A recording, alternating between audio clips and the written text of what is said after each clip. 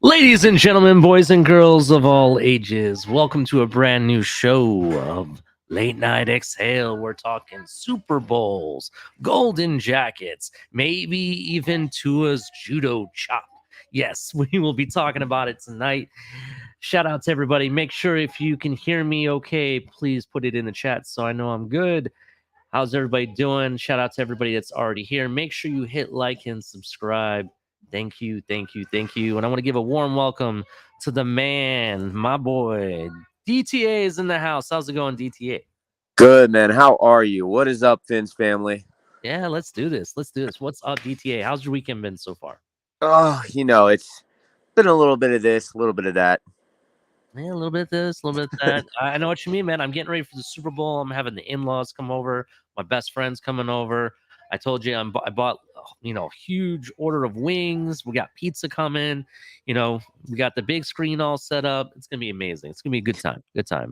Isn't it crazy how that the Super Bowl is almost like it's like one giant holiday in itself? But like, how Thanksgiving and those holidays where you have to like make a bunch of big meals and stuff like that. Like that Super Bowl is its own little holiday. Yeah, definitely. It is very interesting. It is kind of like a holiday. You're absolutely right. The whole family gets together. When I lived up north, there's a lot more, how do I put this? There's a lot more Persians around. So when Persians get together for the Super Bowl, it's a lot different than what you might experience at my house here or anywhere else. It's like Thanksgiving all over again. Everybody is not only ordering pizza and wings and stuff.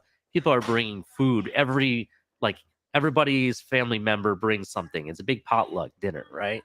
And it's like Thanksgiving all over again.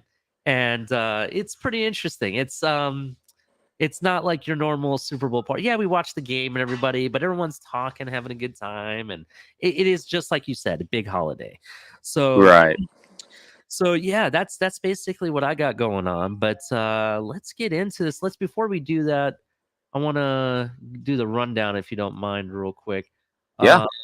While you guys are waiting for us to get down with this, make sure you hit like and subscribe. Make sure you tell your friends, tell your family members, kids, coworkers, don't matter.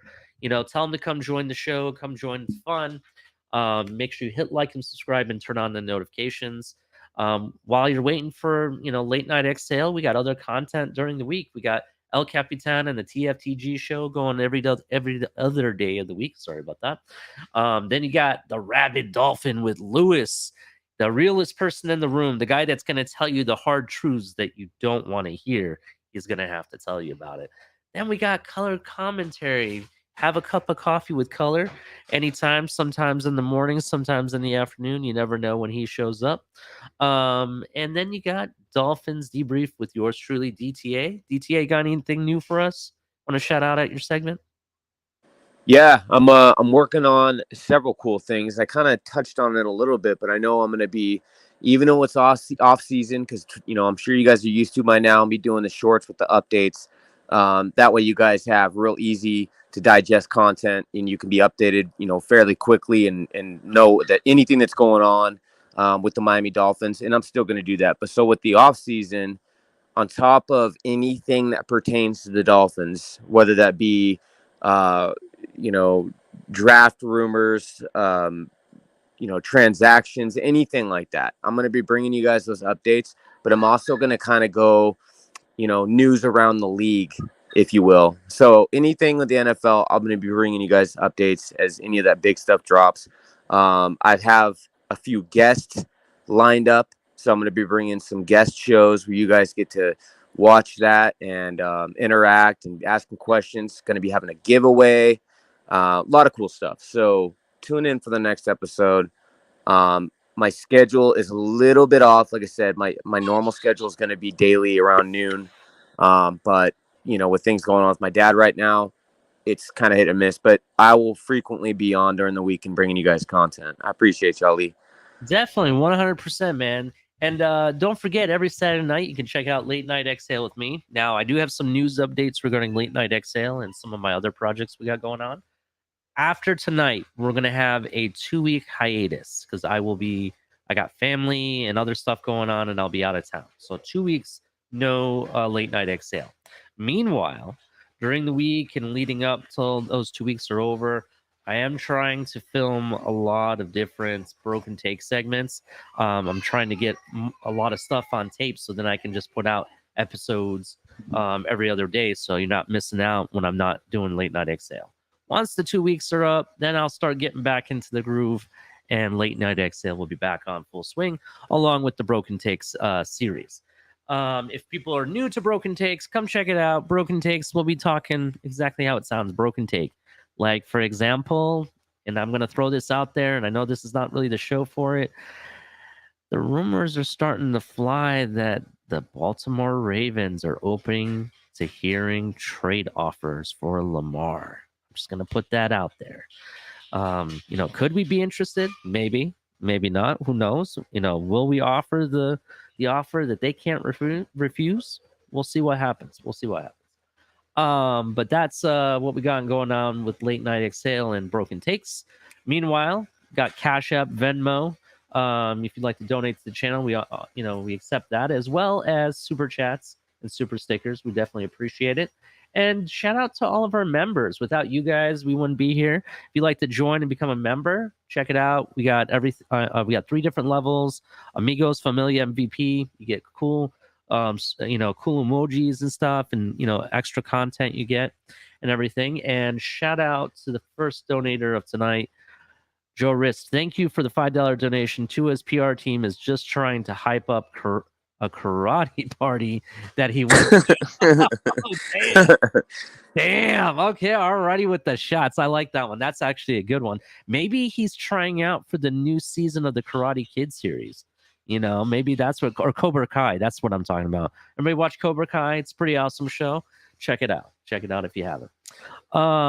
What else we got going on here? Oh, let's not forget our other stuff. Shout out to our sponsor. New seasons, new gear. Show the world what it means to be a fan in 100% authentic gear. Fanatics. Officially licensed everything. Shout out to Fanatics. We really appreciate you. And the stuff. Make sure you use the link below if you're looking to purchase any of your officially licensed gear from Fanatics. Use the link below in the description. Helps out the channel. If you're looking for any type of gear, no matter if it's NFL, baseball, NBA, or other sports, or any type of memorabilia, even stuff that's signed, that's officially licensed, signed, and certified and everything, check out Fanatics. Also, check out Backroom Collections. They got some really cool artwork and canvas art. They got some stuff for those mini helmets that everybody, collects and everything. Check that stuff out. Make sure you use code hashtag TFTG at checkout for 10% off your Backroom Collection purchase. So definitely use that code. And also, and let me remove this, and I apologize. Welcome Dubby to the team. Dubby is our new sponsor. Check out Dubby Energy Drinks. Keeps you focused, centered, and it makes you better. That's what I'm hearing. I also heard that they don't come with their energy supplements or energy drinks don't come with all that bad supplements that everybody or fillers that they use. And they have like the nitro factor and certain amino acids and vitamins that are good for you, especially the vitamins that actually support the brain. That's primarily what they put in their energy drinks. I did some research. Also, with that being said, they supposedly claim that you don't get the crashing that you normally would with some of the other brands of energy drinks. You know how you get the jitters and you crash at the end? DTA, you know what I'm talking about? You know me. I have 3 Red Bulls sitting in front of me and a fridge full of them. So you already know I am I'm big on energy drinks, and I've actually tried this stuff. Is it good? And it's a lot better for you, especially if you're like me and coffee doesn't work. Some people does, some people doesn't. I have to take energy drinks. Mm-hmm. If you're going to be, I would rather be using a product like Doobie versus drinking a bunch of Red Bulls repeatedly. It's pronounced Doobie, like Doobie Snacks, but it reads Dubby. But okay, all right. Just want to make sure. I haven't had it yet. I want to try it. I just did some reading, and this is the stuff that I found out. So it's good. It's a lot better. And again, like Ali made the point, it doesn't have all that crap that we know that the Monsters and the Red Bulls and all these other energy drinks out there, the popular ones, have, especially the sugar content. So big ups, man. Yeah, definitely. Big ups to them. So thank you, Doobie. I apologize. Thank you, Doobie. I really appreciate everything that you do and what you bring to the channel. We really appreciate that. That being said, shout out to everybody in the chat. Let's see who's all in here. There's a lot of people. I want to make sure I don't miss anybody. We got let's see here. Kevin Hans, how's it going? How's it going, everybody? FinsUp 74, John Featherline. My sister's in here. Shout out to you. That's awesome. Already taking shots at Tua. If not Tua, then who? That's my sister. Rock and roll to you. Hey, shout out to Ali's sister, man. Yeah, and then we got California's up in here. Scott Jackson, how's it going? Who else? Amicus, what's up, man? How's it going? No, that's shout out to Amicus and some of the other Bills fans that come here and actually give an objective answer to some of our concerns that we have with our team. Yes. Actually, they don't just say we're shits or anything like that. You know what I mean? I like that. I like that about man. It's and again, I know I don't mean to interrupt, but JC and Amicus, big shout out to you guys, as well as Michael K. They come around. If you guys don't know, like, they literally support this channel big time. They're at every show. They don't miss a beat. These guys are always here showing love, supporting, and just like Ali said, they're always coming up. It's not like they're trying to hijack it and talk all Bills. I mean, they're objective. They have the discussion with us. I love it, man. They're a big part of the community as well. Amicus even helped us with our what we did, like a mock draft simulator, type thing that we did, and he actually helped us out. He talked about why he thought we would go certain ways or what he would do if he was our GM. That was really interesting. I appreciate that. 100%. Let's see who else we got in here. G, what's up, G? How's it going? Yo. Do you see that comment by Andres? No, I haven't seen it. Mark it if you can on your end. What's that? Mark it if you can. Put it up. Is it bad? Apparently, yeah, Andres. Shout out to you, man. Appreciate you, brother. His family right there. He says Tom Pelissero of the NFL Network is reporting that the Miami Dolphins have requested to interview Chargers assistant secondary coach Tom Donatel for their secondary coach job. I didn't hear that news, so that's an update to me. I actually heard this was a big possibility when we were looking at Vic Fangio. They said that this is the guy that he was probably going to bring in. Now, what happens to Sam Madison? You ask. I think Sam Madison. That was going to be my question.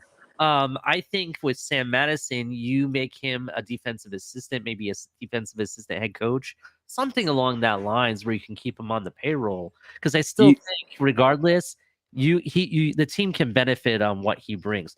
You have to understand that even though we had all of these injuries, you had guys like Cater Kahoo that stood his ground. At times, I could even say Crossan even stood his ground from time to time. Justin Bethel had interceptions. Justin Bethel, people kind of performed better than what I was expecting, and that's something I have to shout out to Sam Madison. And if people don't know his story at Kansas City, he took almost a secondary that was ranked like 30th in the league and brought him as high as 6th in the league in 2 seasons. That's really good. Yeah, that's and losing, we already lost. Pat Surtain, we lost. Pat Surtain Senior or whatever. He obviously went and took a job as. He got a promotion though. He's the actual secondary's head, a coach now. Absolutely. Okay, I get it. The two. And I'm glad you touched on that. But there's 2 people that I want to see stay within this organization. And, I don't know where you stand on it, but when it comes to guys like Sam Madison and Darrell Bevel, those are 2 people that I would love to have those individuals on this team, on the coaching staff and on the payroll for a long time. And, when you're bringing in new coaches, you obviously brought Mike McDaniel in last year, and then now you're bringing in Vic Fangio. Obviously, these guys are going to want their own staff, but those are 2 people, I would like to see not walk either on their own or get fired, right? And I think if they were going to let go of guys like Sam Madison, they already would have done so. But what do you think? Do you think that they're looking to replace him and then fire him, or move him up and give him a promotion or some sort? Yeah, definitely understand. I don't think either guy gets sacked. I think they find a way to give him some type of promotion. People want to know, like, well, how would you promote him if he's not going to be the coordinator, for example, or the secondary coach? A lot of times, just like what you did, they were going to do with our tight ends coach in San Francisco, or what you could do to keep him on, is make him the assistant head coach, or defensive assistant. It's basically, it looks like on paper a step away from being a head coach, but really it's just a filler position to pay people more. That's really what. Right. So, I could see them doing something like that. I mean, money talks. I think they're going to try to find a way to make it look like an equal or higher position. I think that's basically what it would come down to for either of the people that you want to stay, to be honest. So I definitely agree with that. Let's shout out to the rest of the people here before we get carried away. So Pete's Takes is in here. What's up, Pete? Bones, how's it going, Bones? What else we got in here? I'm assuming this is Michael K. Kung Fu Tuna. Yeah. What's your name, dude? His new name. I love it. Let's see what else who else we got in here. 72 Undefeated's in here. Let's see. Across the Pond. What's up, buddy? How you been? Is that Andreas? How's it going? We've already mentioned. Miami Kid J, how's it going? Mob Rule, I like that. DF, how's it going? BMCD. There's a lot of people I don't even know in here, man. I guess I'm out. Yeah. No, I'm seeing some new faces. Yeah. Appreciate everybody that's new and everybody that's if you guys haven't been here before, hit the like button for us, subscribe. You always be able to catch Ali in the Late Night Exhale. Hit the notification bell so you guys don't miss a thing. For you guys just joining, just subscribe to the channel, and we welcome you. Thank you for coming in. Definitely. We got Anthony in the house. Trying to give everybody a shout out before we get going here. Cryptos, how's it going? How's it going, Crypto? I'm just trying to, and if you see any super chats, please let me know, because sometimes I miss them. I apologize. Canes, what's up, Canes? I see you in here. And if I missed anybody, Dolphineers in here. I like the name. Yeah, if I miss anybody, I apologize. I try to shout out to everybody, so I will promise to try to relook at it as we get along and shout out people I miss. So anyway, let's get on with this. So we got the Super Bowl coming up tomorrow, less than 24 hours. Yeah, a lot less than 24 hours. So if you didn't know, DTA, the Super Bowl, the biggest event in American football, is one of the most watched television events in the United States. Every year, millions and the millions of fans tune in to watch the championship game of the National Football League. Actually, it's not even the fans of the actual game itself. People just want to watch to see what happens. People watch it for the commercials. People watch it for the halftime show. People watch it just for the significance of it. Like you said, it's a holiday. Wouldn't you agree? Yeah, I would absolutely agree with that. Yeah. So the excitement surrounding the NFL or surrounding the Super Bowl and the event itself, um, is really it has grown over the years since the inception of the game, or I'm sorry, of the big game, as we're legally allowed to talk about it. Because I don't know if you know, like a lot of the big box companies like Best Buy and Walmart and places like that, they can't call it the Super Bowl. They have to call it the big game. So that's where that comes from, by the way.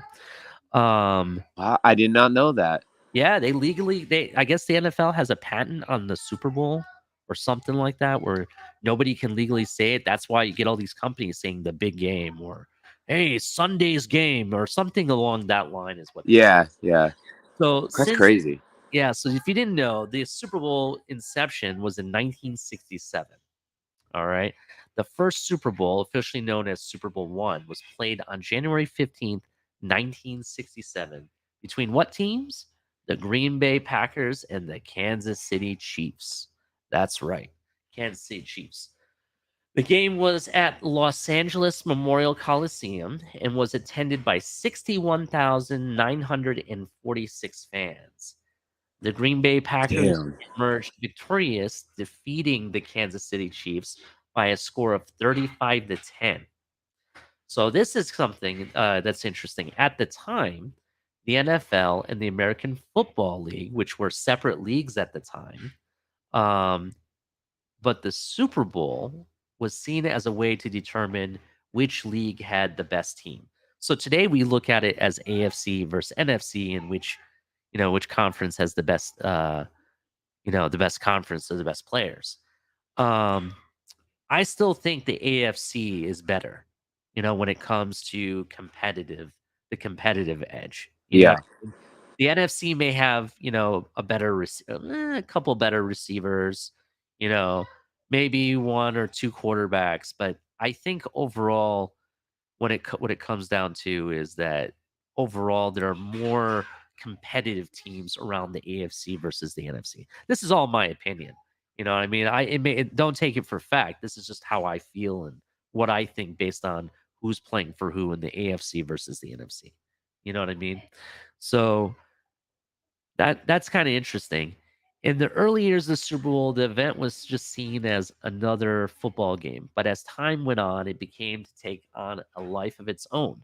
The halftime shows, which were originally designed to entertain fans during the break and the action, became more elaborate and eventually turned into a major spectacle, as we've seen. I don't know if you've watched the game back when, but there's been an Indiana Jones themed halftime show. The whole thing was a big Indiana Jones spectacular. Then we got into the big concerts, like you had Michael Jackson, for example. Even last year, we even had, who did we have? Dr. Dre and Eminem. Eminem, yeah. 50 Cent was even there. I didn't expect 50 Cent to be there. That was crazy. And you had like a whole bunch of different, hip hop artists and stuff. Over the years, I think we've even had, even some of the old rock bands from back in the day and whatnot. But it becomes very, very interesting, and what you can do with that whole show and what they'll come up with next. An interesting fact: the Vince Lombardi Trophy was not even the original trophy that they were providing or what they provided the winner of the Super Bowl. It was first awarded in the winner of Super Bowl V in 1971. So I knew that part. I can't remember what the original trophy was called, but I know Lombardi was the coach of the original Super Bowl, but I thought maybe they would have like a similar design of the trophy. But it was different back then. I guess it was, you know what I'm saying. It was like a different type of an award. So interesting. I didn't know that. So something I should have known. What else does this article provide? Let me see if it has anything good to bring on to here. Yeah, just pretty much it just it just concluded exactly what we talked about. How the Super Bowl is pretty much for everybody. There's something for everyone. You have stuff for the regular mediocre fans, and then you have stuff for the ultra fans, and they even have like the whole fan week ahead of the Super Bowl when you can get to go check out all the cool stuff, and they have giveaways from all the different vendors and stuff like that. I don't know if you ever been. Have you ever been to fan week at a Super Bowl before?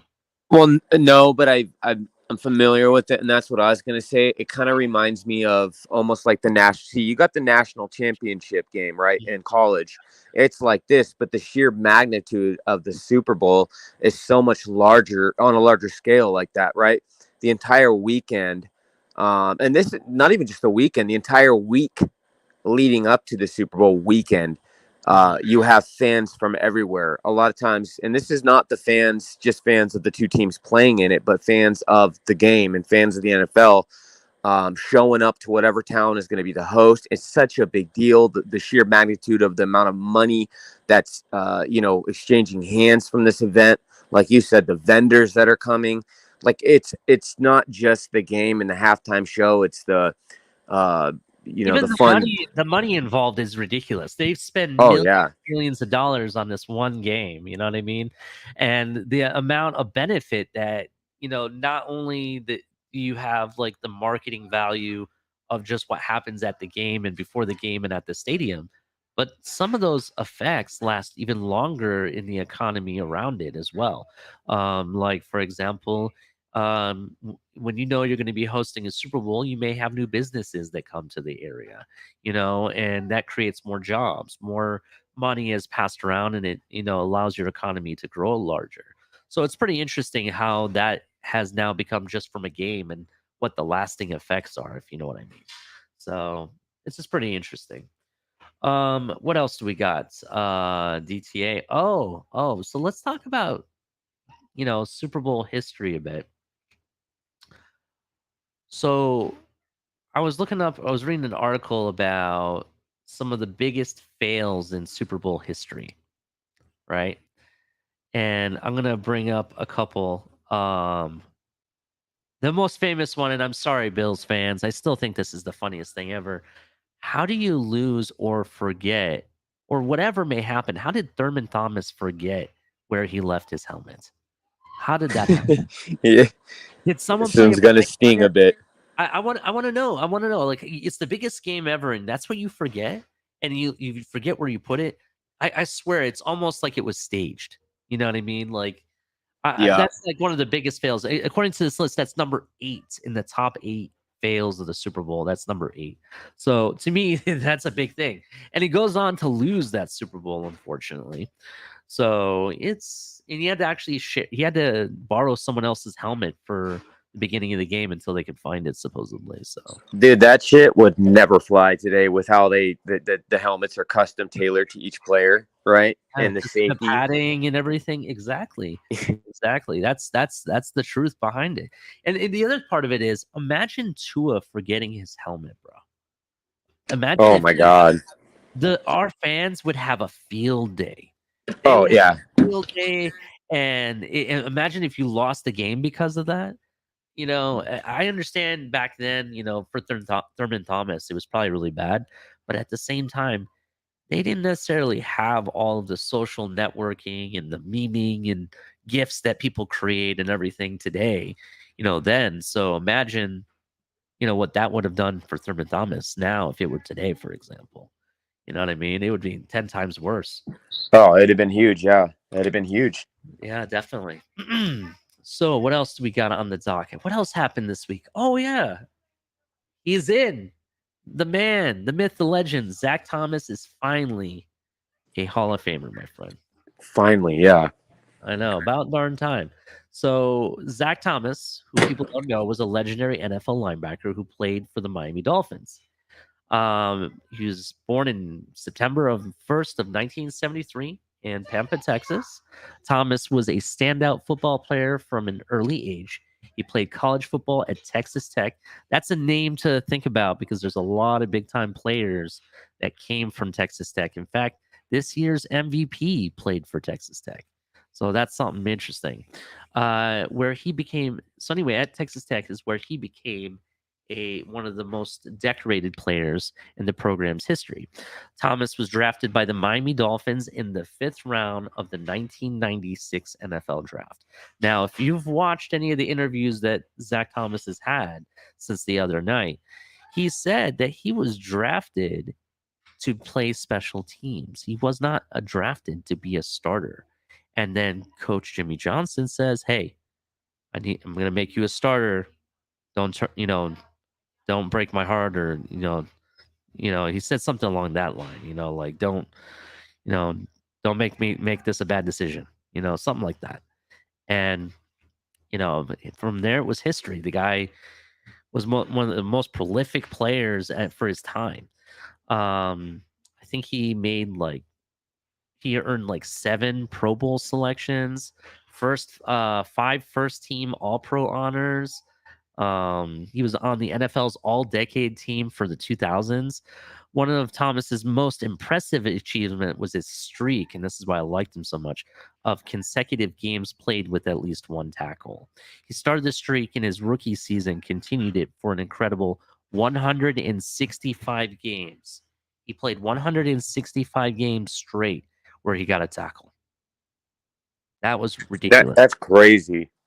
That's crazy. And the fact that guy had to wait this long to get in the Pro Bowl, just reading some of his, achievements alone before I even get to that, I'm like, this guy's in the Hall of Fame. Why is he not in the Hall of Fame now? Why was he not in the Hall of Fame before? Why did he have to wait 4 tries? Does not make sense. You know what I mean? So, or however many times he had to wait. So that was pretty interesting to me. But going on, Thomas was widely respected for his leadership and work ethic. He had a team captain in Miami and was known for his tireless preparation and attention to detail. He was also deeply involved in the community, working with local charities and organizations to help those in need. After 12 seasons with the Dolphins, Thomas signed with the Dallas Cowboys in 2008, and he later signed with Kansas City in 2009. But he's still remembered today as one of the best linebackers to ever play the game. That is a fact. So shout out to Zach Thomas. Really appreciate everything you did.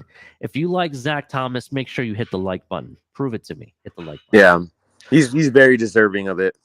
Definitely. I see we got some more people in here. What's up, Jay? How's it going? Saw somebody else was up in here. I think I missed. Oh, that's awesome. So what else do we got, DTA? What else we got in the news? Anything else? Anything interesting? I mentioned the rumors are starting to fly that Lamar, it may be up for trade. They're willing to listen for, offers. Supposedly they want, a slew of picks. I don't know. I'm not sure what people are going to offer. What do you think he's worth? It's hard to say. One of the things, and I kind of talked about this a little bit, but and again, I don't want to get too far off track. It's hard to say what he's worth. I know he's going to be asking. You would think he's going to be wanting one of the highest paid, or at least in the top 3, for highest paid quarterbacks. And obviously there's inflation along with that in the NFL when it comes to contracts. But yeah, interesting enough, there is a way that Miami could still get a guy like Laramie, or can't even talk right now. Lamar Jackson. What that would be was wait till after the draft, okay, and I forgot what they call it, but basically there would be Miami would say, per se, put in an offer for him, right? And this would be after the draft. Now, if the Ravens don't want to match it or pay more, then he has the ability to walk. He could go to Miami, and they would automatically get 2 first-round picks. So we would have to give up like the 2024 and 2025 first-round picks for him. I gotcha. But then we still got to pay him too. So let's look at it this way. First of all, how old is Lamar? Do we know how old he is? I want to say 23 or 4 or something like that.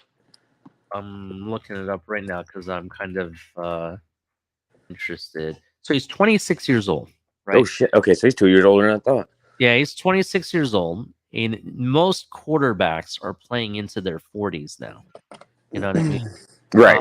I can see him playing until he's like 40, 41, maybe 42. I can see it happening. And you look at it that way, you have a long career.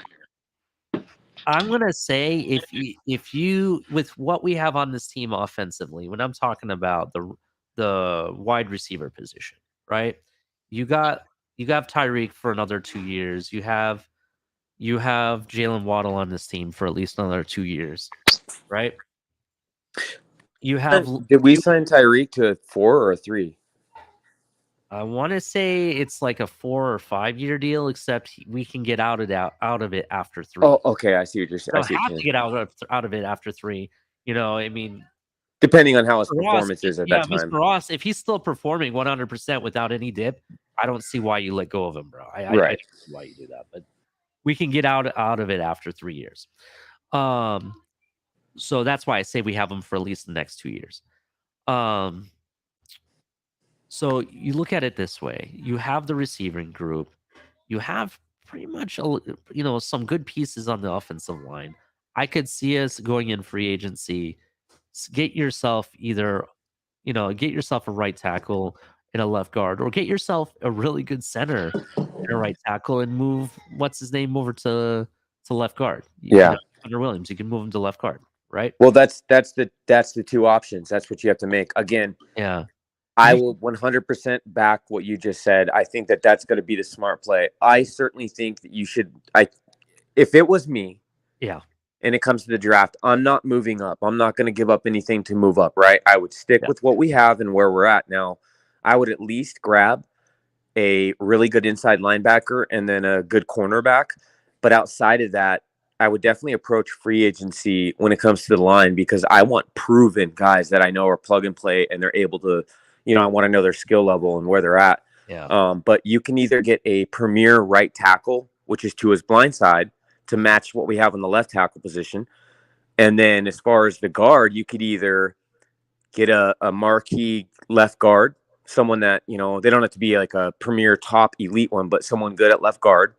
Or you move Connor Williams out to left guard, which for those that don't know, he ranked higher. That's where he ranked highest at one point in his natural position as a left guard, and then we just have to get ourselves a right tackle and a center. Don't get me wrong; he's still a really good, formidable center as well. He actually did pretty well. Granted, there's some high snaps here and there and whatnot. And there was the one mishap when what's his name was behind him, when Skyler was behind him, where the early snap or whatever happened. But the reality is he was still a really good center. So either way, I would be acceptable to either options, right? I'd be okay with it.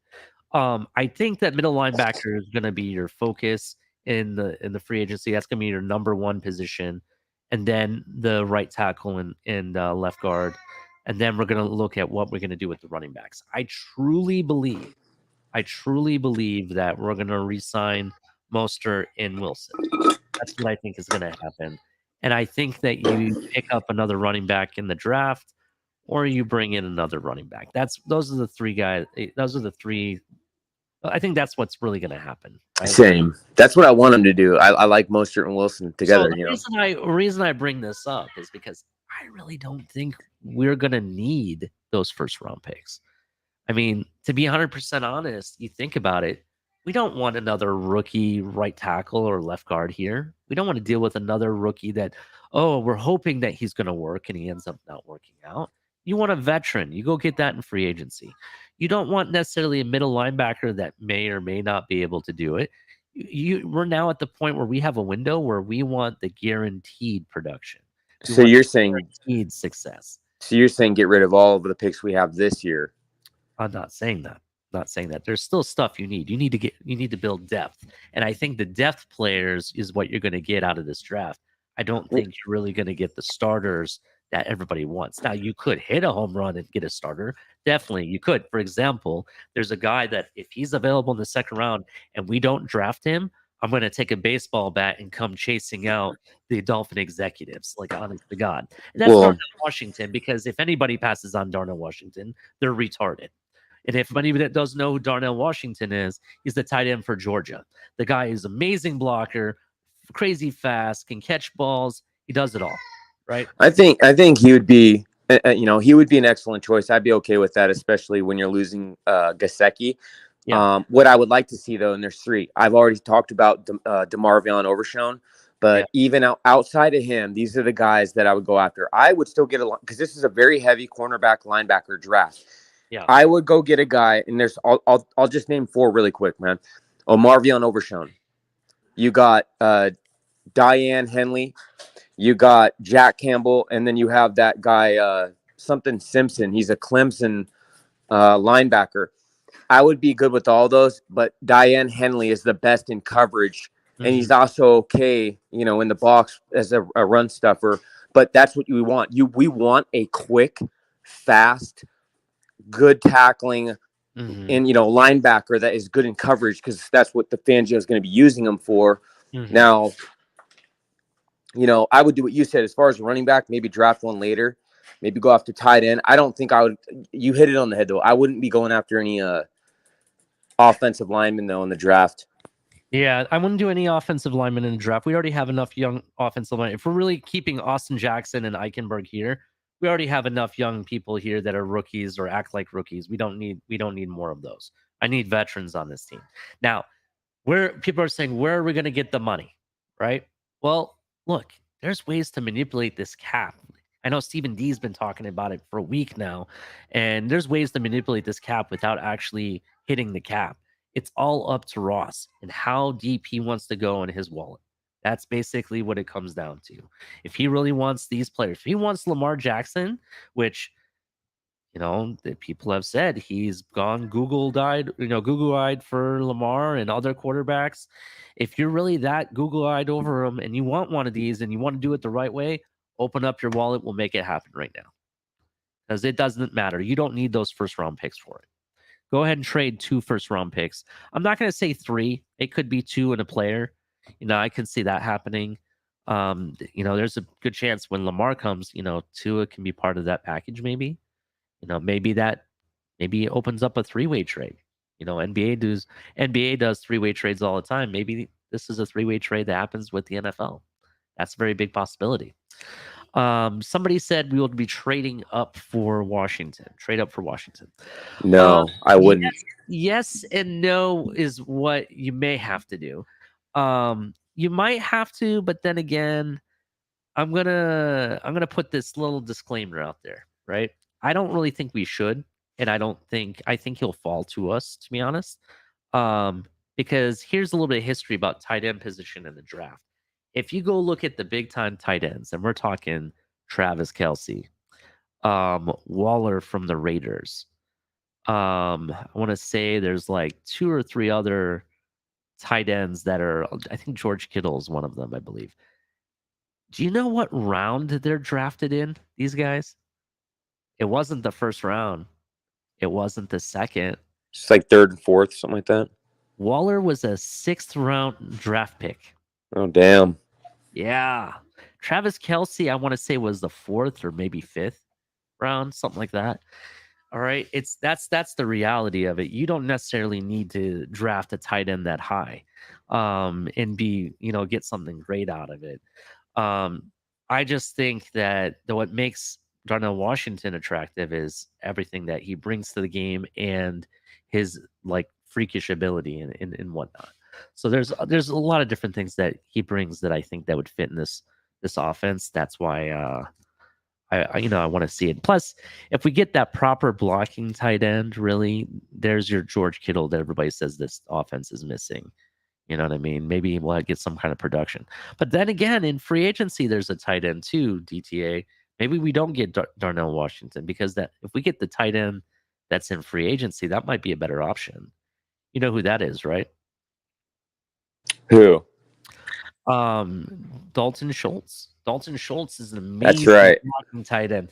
If there's videos of him blocking Bosa from the Chargers, and he's putting Bosa in his place like it's not it's like it's his day job, bro. All right, the guy is effectively good catcher.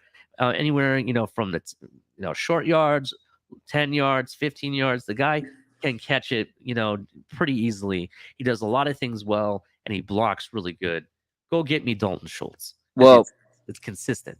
And that was going to be my question to you: is he? Because I honestly, I remember you talking about Schultz for quite a long time now, and I don't know how he is as a pass catcher. I didn't really watch much of him or see his film, but that would be my next question. Because here's where you really So I think Adam Shaheen and Mike Gesicki will be gone.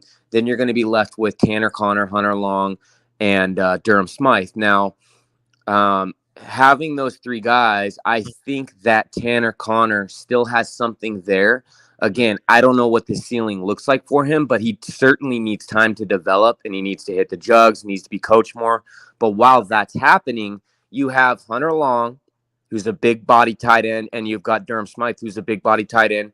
They both are, especially Durham Smythe, fairly good blockers. So you keep them for that, but then you go get a marquee tight end that we use exclusively in the passing game, right? Now, obviously, we don't want to be predictable, like pull one off the field and put the other one in, because then teams will be like, oh, well, it's definitely a pass play if they're bringing him in, or it's a run play. But you get one that's a premier pass-catching tight end to match up and to pair well with the blocking tight ends we currently have. Yeah, I understand what you're saying. For me, Dalton Schultz gives up. He basically gives you consistent success. You know what I mean? I saw him, what he did in Dallas. I saw what he did on my fantasy team. I've seen there's videos of him blocking Bosa and proving that he can block no problem. You know what I mean? So I want somebody consistent. I don't want somebody that all we can do is use them in the passing game. I don't want a guy like that, because if all you do is using you in the passing game and that's it, right? You can't help me in any kind of other way. And every time I have you on the field, the defense already knows what we're doing. Right. You know what I mean? At least with you, they know that you're going to be running a route. We may be running right, or passing elsewhere, but they know you're running a route no matter what. So they kind of get an idea of what you can become more predictable, if you know what I mean. Well, and that's and that's the problem where, like, I would at the very least, I'd like to keep Hunter Long, Tanner Connor, Durham Smythe, because they're good blockers. Yeah, and all those outside of Tanner Connor and Hunter Long, really, because I haven't seen much of him. But outside of them two, as far as pass catching, we know that they can. Hunter Long can block. Durham Smythe is kind of versatile, where he can. He's shown us he's been pretty dependable when we have thrown him the ball. He can catch them. He's not out dropping a bunch of passes or nothing. So you have them that can pass, catch, and block. But you're right. I would like a marquee. I would like to have like a star tight end again, a premier one, like you said, that can do both and is versatile. But then you have that rotation, right? And then it's also not going to be teams aren't going to have you figured out, where if you're putting one on the field and not the other, they're able to know what you're doing. So yeah, I definitely, I'm with that. As long as you just got to find the guy that can block and catch, which is sometimes hard in tight end, because they're either going to be better at one thing and not the other, but I mean, if you go back and look what happened to us in the beginning of the year, Durham Smythe went down. Hunter Long was out like several games. Tanner Connor was out several games. They really couldn't do anything at tight end because they kept getting injured.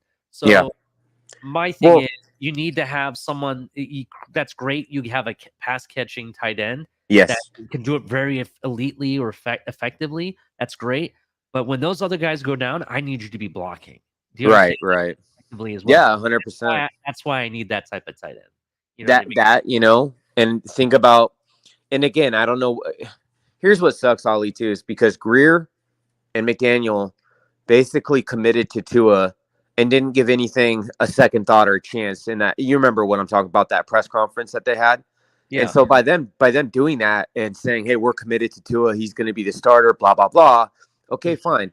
But now your operations have to be different. There's a few things that you're going to have to commit to if you're going to commit to Tua. And that is, again, having a dependable, you're going to have to go pay, you know, someone that's near starting capable for a backup quarterback as a contingency, so that if you're making a deep run, you're not left with your dick in the wind because Tua's out for 5 games or whatever. You see what I'm saying? And sorry for that, but that's a problem, you know. But on top of that, think about how much of a, on top of that, you don't have to bolster the line. But outside of that, that's where I think, like, think about all these teams that just killed us with guys like Mark Andrews, George Kittle,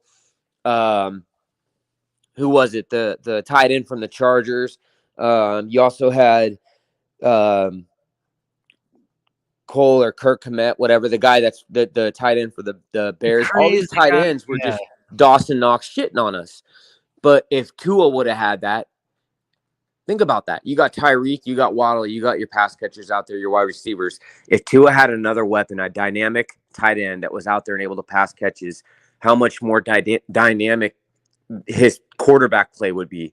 And it gives them more options and the ability to get the ball into more playmakers' hands. It would only better the team and give you a more, you know, a much better shot of putting points on the board. And the other thing is, you know, so a lot of people complained about Tua in the offense, and not just Tua, but I'm talking about like the offense in general, not targeting the tight ends as much as we would like as fans.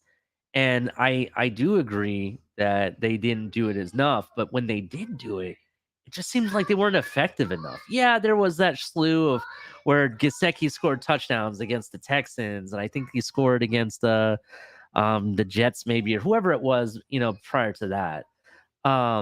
It didn't seem like it just at certain points when they did do it, it was a big failure. I can't tell you how many times when Gesicki was targeted within the first 10 yards, if it was anything 10 yards or less, it either was way off or it hit his hands and he didn't catch the ball, or he wasn't looking for it. There was one pass I remember specifically that he wasn't looking for it. And that just wasn't just for him, but that was other tight ends as well. Now, is that necessarily all their fault? Maybe not. You know, it could be a combination of things, could be a bad pass or, you know, whatnot. But it just seems like in the most important moments when we needed the short yard catch for the first down, they failed us. And that's what I have an issue with. I need someone that consistently catches the ball, regardless if it's within the first 10 yards or 15 yards or down the, you know, down a seam or the go route. Doesn't matter what you do, you consistently catch the ball or have a high catching percentage. Now, I'm going to get people like Color. No offense, Color. I love you, bro. You know, you're my bro. But you got people like Color that will say, well, Durham Smythe has a over 70% catching completion rate. Well, yeah, that's great. But look at where the passes are. If the passes are consistently thrown to him in a certain section, and that's all he's doing very well, but his short yardage or deep yardage is not really good, you know what I mean? At some point, you know, I need you for the short yards, if you know what I mean. I don't think Gesicki caught the short yardage well as much as I would like him to when we needed the biggest moment. Oh yeah, well, 100%, and that's where I agree with you. I actually watched this thing, and it's interesting. Look how much success. It was a thing, and it basically showed the percentage of, let's take Patrick Mahomes, because that's who it was about, but the percentage of his throws and how much of it was short yardage, like 5 or less, or 10 or less yards, 5 or less yards, and those type of passes. And it was such a higher, it was like 69 or 70% of his passes were that. What happened though is it was That's all he did to get it into the playmakers like Travis Kelce and their sense, and they did the rest with yards after catch. You know, I get when you got receivers like Tyreek and Waddle that can take the top off an defense. You know, you want to incorporate the deep pass, but we shouldn't have to rely on it as much as I thought they were trying to last season. Incorporate those intermediates a lot more, and not just down the middle, but you know, to the sidelines too. Just get them out, get them in the playmaker's hand, let them make the play. Yeah, I completely understand. I definitely agree with you there. CB83, are those wolves, the emojis that you're trying to use? If so, I like this emoji better. You want to call us out for being part of the wolf pack here? Much better wolves. Just gonna say. The emojis he used looks like a mouse. From here, it looks like little kittens, to be honest. I don't know what he was trying to put up there, but yeah. But anyway, long story short, yeah, I agree with you. I definitely agree with you there. So tight end Darnell Washington, that might be an option. I just think whoever we want, let it be Lamar, anybody in free agency, it's going to be up to Ross. If he really wants them, he's going to open up his vaults at the bank or whatever and just hand the cash out. You know, don't be surprised if you see deals like kind of what Watson got with Cleveland, where what's hitting the cap is like super, super low. You know what I mean? And the sign-on bonus is like super high, if you know what I mean. So it doesn't hit the cap. Yeah.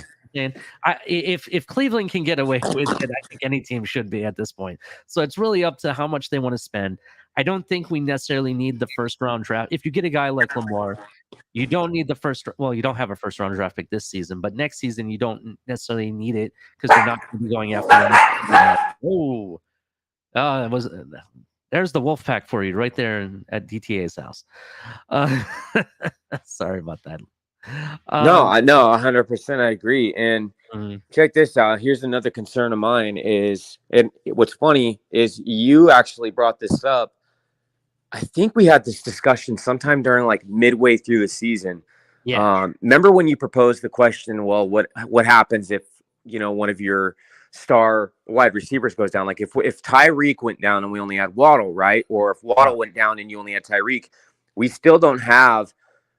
Now, I don't want to discredit Sherfield because Sherfield is definitely, in my opinion, was wide receiver 3, and he was very dependable. And I think outside of that, then you had Craycraft, who was the next most dependable. Sherfield did his job a lot of times, but we still don't have a star. And I'm not going to say star because a lot of teams don't have all 3 star wide receivers, but you need a solid wide receiver 3, a solid one, so that it basically puts you in the position where if you do lose Tyreek to an injury or you lose Waddle to an injury, they can keep up or, you know, for the most part, try to be up to par with that same type of production. You don't lose it. You know what I'm saying? Yeah, I understand. I made that take about what happens if Tyreek goes down or Waddle goes down. I think that was back when we were still like there was rumors flying that we were still interested in Deebo Samuels. And the reason for that is because if you go back to the NFC Championship game, not this year, but the prior year, look at what happened to the 49ers. They had basically a two-headed offense at the time. It was Deebo Samuel, and if it wasn't Deebo Samuel, it was Brandon Ayuk. And I can't remember, one of them went down, and the whole game changed. It was all 49ers, and then the Rams came back and won, I believe. I think that's how it went down. I don't want to be one-dimensional if I don't want to ever be one-dimensional if one of our guys go down. That's why I think it's important that we get a solid running back like to come in here. A lot of people want to go cheap and get those 5th and 6th round guys and bring them as running backs. No, I need a proven starter running back to be in this community because I don't think people respect it enough. You know, we don't necessarily have the offensive line right now to be productive enough. So I need somebody that can put the team on his back regardless of the offensive line and actually perform, get those hard to get yards. That's why I'm still pissed to this day that we let the Texans go get Damian Pierce, bro. You know what I mean? You know how pissed off I am about that? Yep. And he was the most prolific running backs coming out of the draft. Not, I want to say prolific. I want to say, what's the word I'm looking for? He amazed the shit out of a lot of people and made fantasy owners very happy.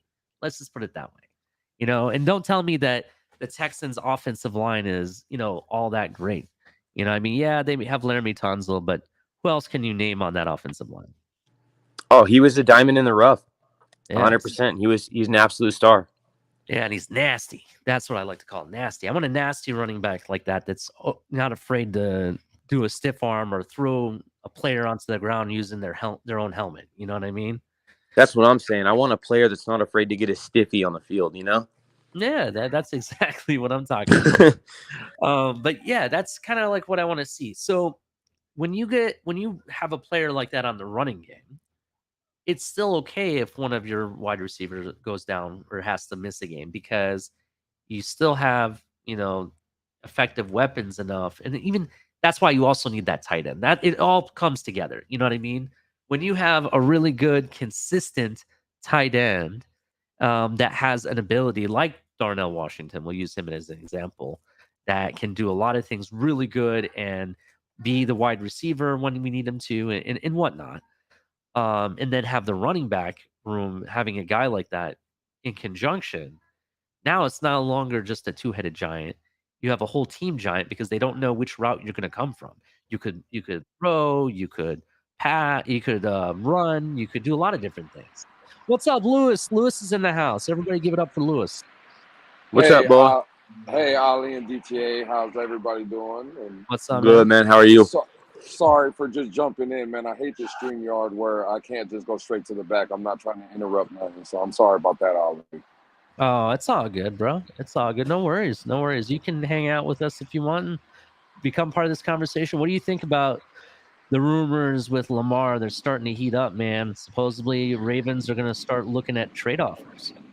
Yeah, man. I got that news earlier, and you know, I kind of had an inkling that might happen, but just hearing it, I strongly believe in it. I don't have no sources. I haven't heard this, but I think that Lamar has told Baltimore, listen, I'm not going to sign a long-term deal, nor am I going to play on the franchise tag. I strongly believe he wants out, and I think there's, I'll give it a couple teams, but I think his number one choice is Miami. I think he wants to come back home, and it just depends on the compensation now at this point, or if Miami's willing to pull the trigger. Why wouldn't we? I mean, to be honest, look at it this way. And this is the point I was trying to make. So this year we don't have a first round pick, right? Okay, we don't have a first round pick this draft. You look at the next two drafts. If you're getting a guy like Lamar, you're not going to be in the quarterback running of 2024. There's a lot of quarterbacks coming in that draft that are really good. In fact, they're better quarterbacks than this draft, right? So you're not going to be in that running. And then 2025, I was looking, there's really no quarterbacks that I would really spend first round picks on, or try to get all the way to the top to get. There's not one yet, at least. So that's two picks right there you don't really need. So if they want two first round picks, and let's say we give them Tua and maybe some other third or fourth round picks on top of it, I'm okay with that. You know what I mean? If it's going to be 5 first rounders, that's where I start to have an issue, a little bit. But we have, you look at it, we don't really need first round picks for the next 2 to 3 years. That's just basically based on how this team is built. Yes, we do have positions of need. I agree with you, but you go get those in free agency. And regardless if you're bringing a guy like Lamar in, right, there's ways to manipulate that cap so it doesn't hit at all. You know what I mean? Look, freaking what's his name this year? Deshaun Watson, for people who don't know, you know what his cap hit was this year? $1 million. That's it. Yep. So you're going to tell me that Lamar can't pull off he wants that kind of money anyways, and that kind of deal. Who says that, Miami wouldn't do it? If they're not going to go after Cleveland for something like that, who's it says that, we can't do it? You know what I mean? Absolutely, Ali. And remember it was probably about a month now, maybe a little bit longer. me and you kind of got into a debate about Christian Wilkins, and Oh you were yeah. mentioning 2 first-round picks, and I don't know if, again, I don't know if we still get 2 first rounds, but I do think you get the bag for Christian Wilkins. I easily see a first, maybe a second, maybe a fourth, or something like that. So again, Here's if I have to trade Christian Wilkins to get that, I'm going to do it. If I have to yeah. trade somewhere else to get another first-round pick, I would do it. And then even let's say it's 3 first rounds. Well, if you get a first round for Christian, let's say you get a first round for, let's say, a Waddle, and then Uh-huh. next year's first round, there's your 3 first-round picks right there. And again, Yeah. I know it sounds like a lot, but Ali, I'll be honest, man. I've never worked with feelings. I'm not going to start working with feelings now. I I love Christian Wilkins, and I want him to be a part of this team. But yeah. if he has to come or be the sacrificial lamb for me to go get a Lamar, for me, I'm not speaking for no one else, but I'll be willing to do that. Listen, Because listen. This is you're not going to win. You're not going to win in this league, Ali, with a mhm. premier D tackle. You need a franchise guy, and that's my argument. I agree with you. I'm 100% on board with you. Here's the factor for me, and it goes along to what you said. So we like to argue that how dare we let a player like Tua, for example, hold our team hostage? You know, we like to say that. You know, we say, you know, why am I gonna keep this team, you know, mediocre and be beholden to a quarterback that hasn't proven anything? You know what I mean? We've said multiple, you, I, and multiple people here have said that. I don't really care who the quarterback is in a sense, as long as we're winning, but you do have to have a franchise guy. You do have to have a franchise quarterback that can, you know, that can play to his ability. But here's what I'm getting at with this. You I'm not, even as much as I love Christian Wilkins, and I love the guy for everything he does off the field, on the field. I've met the guy in person, you know, and he did a lot of things that surprised me. He wasn't one of those players that just signs autographs and everything. He was making sure that every child at training camp was getting an autograph, bro. He was hitting all the kids, you know, and if he's not going to sign my stuff, I like that about him. And I like players like that. And I like players that, you know, that do a lot of stuff, you know, in the locker room and hype, you know, be the hype guy of your team and everything. He does everything amazing. I don't want to ever trade the guy.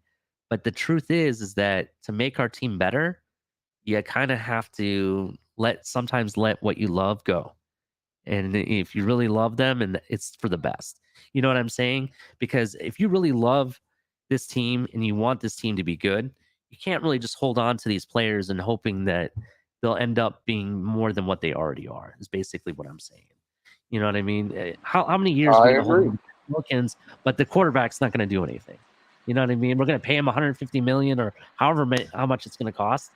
Here's the other thing is what you said about, and I hope I'm kind of making sense. If I lost you guys, I'm sorry, but I don't think we should be beholden to keeping players on this team just because we love them. That's basically what Right. Well, and you got to be Absolutely. careful because y'all are hurting. You guys are hurting. Hold on. Look at Lewis. He looks all dapper. Look at Hey, this with the suspenders, man. well, What's the occasion? again, listen, I'm gonna leave you guys. I just wanted to come show you love, Ali, and then tell everybody. Well, it's my wife's brother's birthday, so it's a black and Okay. white party. So we're having a birthday Ooh. party. So I didn't want to come out and just because me and you talked the other day, Ali, and I kind of felt bad. I haven't been on your show in a while, so I wanted Oh to come no, show. that's all good, bro. It's all good. Listen, I wanted to show love, but I really wanted to get in the chat. Bro, hit the damn like button. Ali comes out here every Saturday, gives y'all great content. The homie DTA's with him. Bro, I'm here to hit the like button. Hopefully everybody joins me in hitting the like button and showing the homie Ali and DTA some love. Because really what they're doing, giving you this content on a Saturday night, providing for y'all, it goes without saying, man. So show the homie some love, man. And that's all I really wanted to come up here for. To show you guys love and tell everybody hit the damn like button. Appreciate you, brother. Salute to you, man. It's always love, Lewis. Appreciate you, man. Definitely. Hey, That's my I brother love you right there. boys. Listen, I love Me you too. boys. I will be listening. Y'all keep up the good show, and we'll talk soon, man. Definitely appreciate you. Hey, Man. have fun, brother. Be safe. Go get Lamar. Go get Lamar. That's right. Careful, Lou. You're hurting feelings in the chat. All right, Lewis, fellas. everybody. Check out Lewis with the Rapid Dolphin. He puts out some great stuff. He tells you the hard truths that you don't want to hear. What I was trying to say, and I kind of felt like I may have lost some of the audience. I don't think you should hold on to players. I understand there's players on this team that I love that I don't ever want to see go anywhere. But the reality is, at some point, you have to let them go to make your team better. That's basically what I was trying to say. And the thing is that Christian Wilkins, yeah, I made the argument that Lewis argued with me about trading him or what we could get for him. Go back and look at the Khalil Mack trade. Khalil Mack was the same age as Wilkins as he is now. And his stats were a lot less. And look what they got for Khalil Mack at this point. Yeah. If you go back and look at it, tackles for loss were a lot less. I want to say Chris Wilkins has way more tackles, in fact, at this point than Khalil Mack did. Now, I understand Khalil Mack was a freakish athlete that was a dominated defender. Don't get me wrong for his time, but look what they traded for, to get him. And he had a lot less stats than what we have with Christian Wilkins.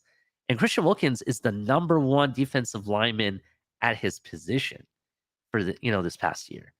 So that being said, maybe we could get more than just a first round pick. I still think you could almost pull off 2 first round picks. That's just my opinion. But you go back and look what they traded for Khalil Mack. That's the comparison I'm giving. Same age, less stats from Khalil Mack, more stats from Christian Wilkins. To me, it should be equal trade. That's just my opinion. I don't know. What do you think, DTA? No? Equal as in straight Like across Christian Wilkins for Lamar? No, I'm saying like the compensation, if you're going to trade a Christian Wilkins, should be similar to what you got for Khalil Mack, is basically what I'm saying. Based on, and you're looking at stats, the guy puts up more tackles for loss and everything than Khalil Mack did at the same exact age. Do you understand what I'm saying? Yeah, absolutely. And, I know what Khalil Mack does. I understand. I get it. But at the same time, Christian Wilkins, he does a lot of things that people don't even realize. There's a lot of stuff that he does on this defense that people don't even give him credit for. But Khalil Mack, though, plays more on the outside, whereas Christian Wilkins is more of an interior. This is true. This is definitely true.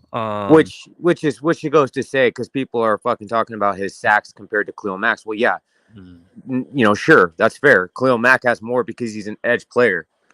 He doesn't play on the interior like Christian Wilkins. He has in the past, by the way. He has played on the interior.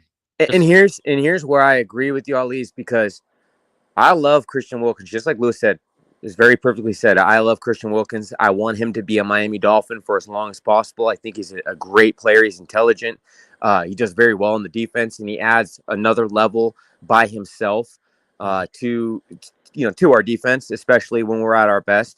But honestly, if I was going to get something, if I had some the type of deal you can't turn down offered to me for Christian Wilkins, and I knew that I would still have Zach Seiler and the other guy we got, Justin Zimmer. They played together in college, and both of those boys were ripping it up. I'm fine with that. And then you also have Raekwon Davis still. I mean, I get it. It would suck, but we could do without. Is my point. Or you could bring somebody in. There's a lot of different options there. I really like Zach Seiler. I like him a lot. And I like what he brought. I like his intensity. He does a lot of the same stuff that Christian Wilkins does on and off the field. He does. If you go look at, there was a mic'd up, he was mic'd up during the Baltimore game, I believe. And you look at how he was even on when it was the offense that was on the field, he was running towards the quarterback and saying, good job, and slapping hands with every single player. He never sat down, bro. The guy was standing up for the entire game, cheering on them at offense, special teams, doesn't matter, vocal on defense. He does, has good pass rushing skills. He's fast. He does a lot of things that I really like, and I think he's, he'll fit the bill pretty easily when it comes to Christian Wilkins if we had to trade him. Now, Do I want to? No, the guy. I mean, come on. Christian Wilkins is dope, dude. The guy is into Power Rangers. He does like fireman type of challenges and stuff like that. The guy is really awesome. He does like really cool stuff off the field, on the field. Doesn't matter. He's like the guy you want on your team. You want him in the locker room. You know what I mean? I don't want to have to trade him, but I'm also looking at the future of this team. And if you really want to be competitive, we need to start doing stuff. You don't build a team like you have so far, or at least the foundation and the core of this team, without attempting to try to win a Super Bowl. Yeah, I think the chat is like way behind because they're literally everyone is on our ass saying how Khalil Mack is a defensive end and Wilkins is a defensive tackle. I literally said this just like 4 minutes ago. Yes, he has played defensive line too, inside as well. If you go back and look in history of where where he's been with the Bears, as well as with the Raiders. So I do understand what you're stating, but I'm looking at it in stat wise and need in a lot of different ways. Here's the thing: at the end of the day, you're gonna have the haters, Ali. You're gonna have, again, you got the asexuals and you got the ones that just don't want any player to walk and fuck, any type of trade or anything you propose that involves maybe getting an upgrade at quarterback or anything like that, even if it's, outside the scope but somewhat still relative. They're not going to like it, and they're going to say, come at you and be like, oh, it'll never happen. They'll never get rid of him. Fangio has all to say. He'll keep him. No, you'll never get this for him. You guys got to stop. It's okay to have a discussion. It's a healthy discussion. Mm-hmm. Whether you guys agree, everyone in this chat up on this panel, you guys don't have to agree with Ali. You don't have to agree with me. But it's okay, and it's a healthy discussion to have in terms of what would be best for the team, what we would like to see. It's having a conversation. Grow up. Mm-hmm. That's absolutely true. I mean, it's just having a conversation, and it's okay. DTA, same way. It's okay if they disagree with us. I mean, we're just here to create a subject and talk about it. That's all we're here for. What else do we got going on? So we addressed, I think Lamar is a very big possibility. I know I don't have any inside information that says that, we're actually negotiating or anything like that. It's just that certain people I trust in the NFL community have started to speak about it. People I trust on Twitter that have been very effective and very good and consistent with good information has starting to report on it as well.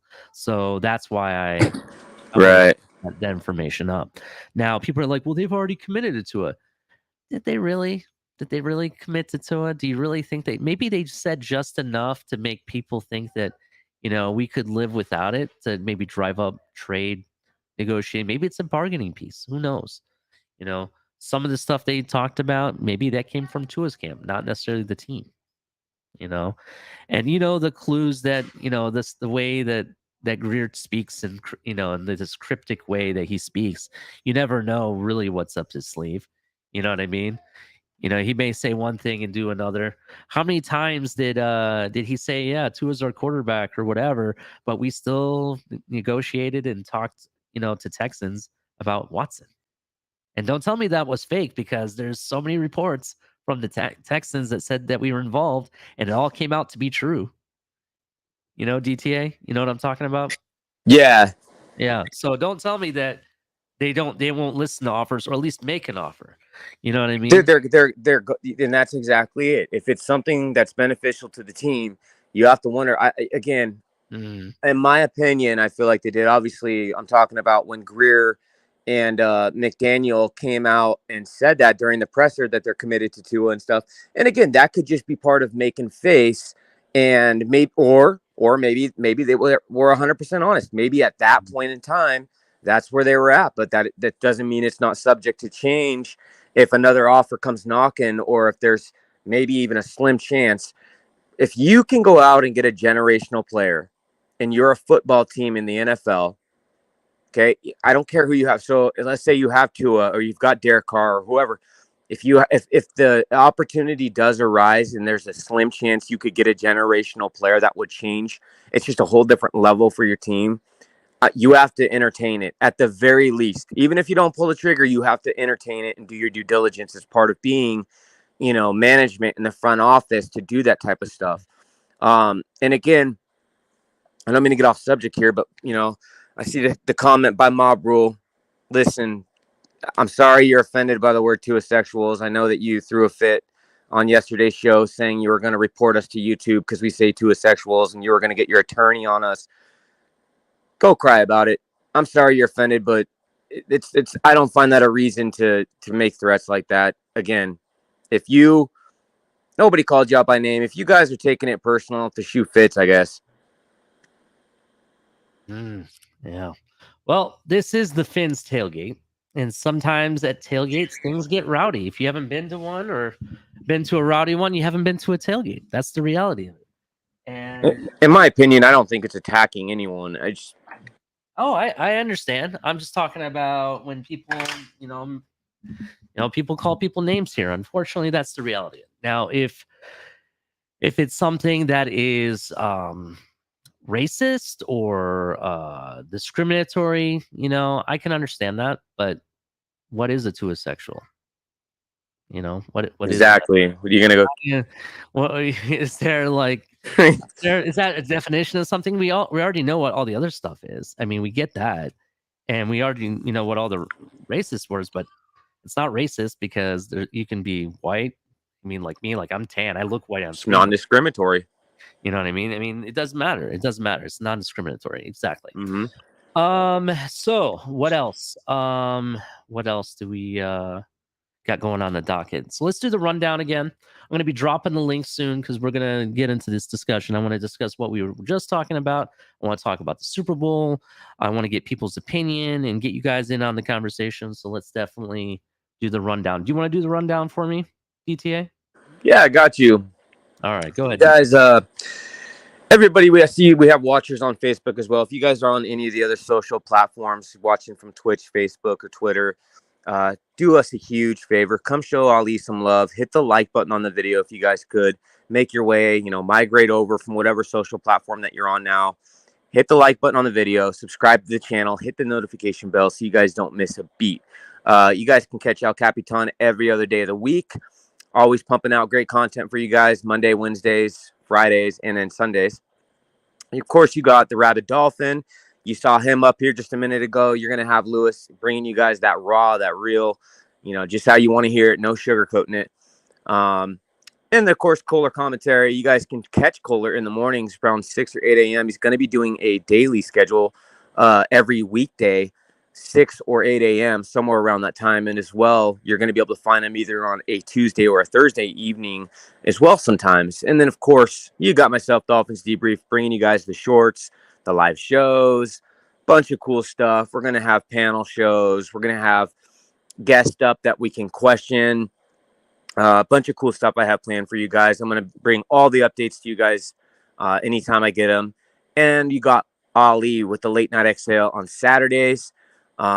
Be sure to hit the notification bell. You will never miss any of this great content. We also got Shake Money and Roach. So we're going to have a lot on the schedule for you guys. Ali also has Broken Takes. And do you have a day is there like a day schedule when you're going to be having that? When we get into, this next 2 weeks, I'm taking like a vacation for a little bit, just for a little bit, because I got family coming in and other stuff going on. But then I'm going to start filming I've already started filming some stuff, but it's going to be pretty much once a week. I don't have exact day of when they'll premiere. It'll probably be like a Thursday night premiere or a Friday night premiere, something like that. I don't know exactly what day. I'll try to plan it out to where they premiere all on the same days, so it'll be like a weekly episode. Cool. And you guys, again, best way to do it right now for all of us here at the Fins Tailgate Network, just hit the notification bell. Make sure that you have it turned to all and not personalized. And that way you guys will automatically be notified to whatever device you're watching on every single time one of us goes live or has a show that's about to premiere. So you can catch Ali with the Late Night Exhale on Saturday evenings. You can get all the Broken Takes, all that good stuff. And if you guys want to help support the channel, it really means a lot to us. It helps us grow. It helps us have the ability to keep continuing to bring you guys all of this content around the clock. You can go to Cash App, $sign the Fins Tailgate to donate that way, or Venmo at the Fins Tailgate. You guys can also use super chats, memberships, and of course we have our Patreon, and that's at patreon.com/TFTG. Go there. There's different levels of memberships. There's going to be a bunch of exclusive stuff just for you members. Check it out. All that stuff is in the description. And then last, real quick, I just wanted to mention too, HB, who's a part of the family. He's part of the Fins Tailgate family. You guys all know HB or Zippa Media. He's got, a situation where his cousin had a heart issue, and it was some type of medical condition, but he had lost his life nearly a few times and was in a coma for several weeks. And in the midst of that, he came out of it, and he's going to be taking several, I don't know exactly how long, but a long time to rehabilitate and be okay again. So in the midst of that, he's got a shop. It's a music shop where he makes custom musical instruments in Brooklyn. And they have a GoFundMe. If the description is not in this video, I know it's in a lot of the last videos that have been put out in the channel. But check it out. Hit the GoFundMe. If you guys can help, anything goes a long way. And I know HB really appreciates everything. So just wanted to put that out there, let you guys know about that. And of course, if you guys are looking to get any of your officially licensed gear, New seasons, new gear. Show the world what it means to be a fan in 100% authentic gear. Fanatics, officially licensed everything.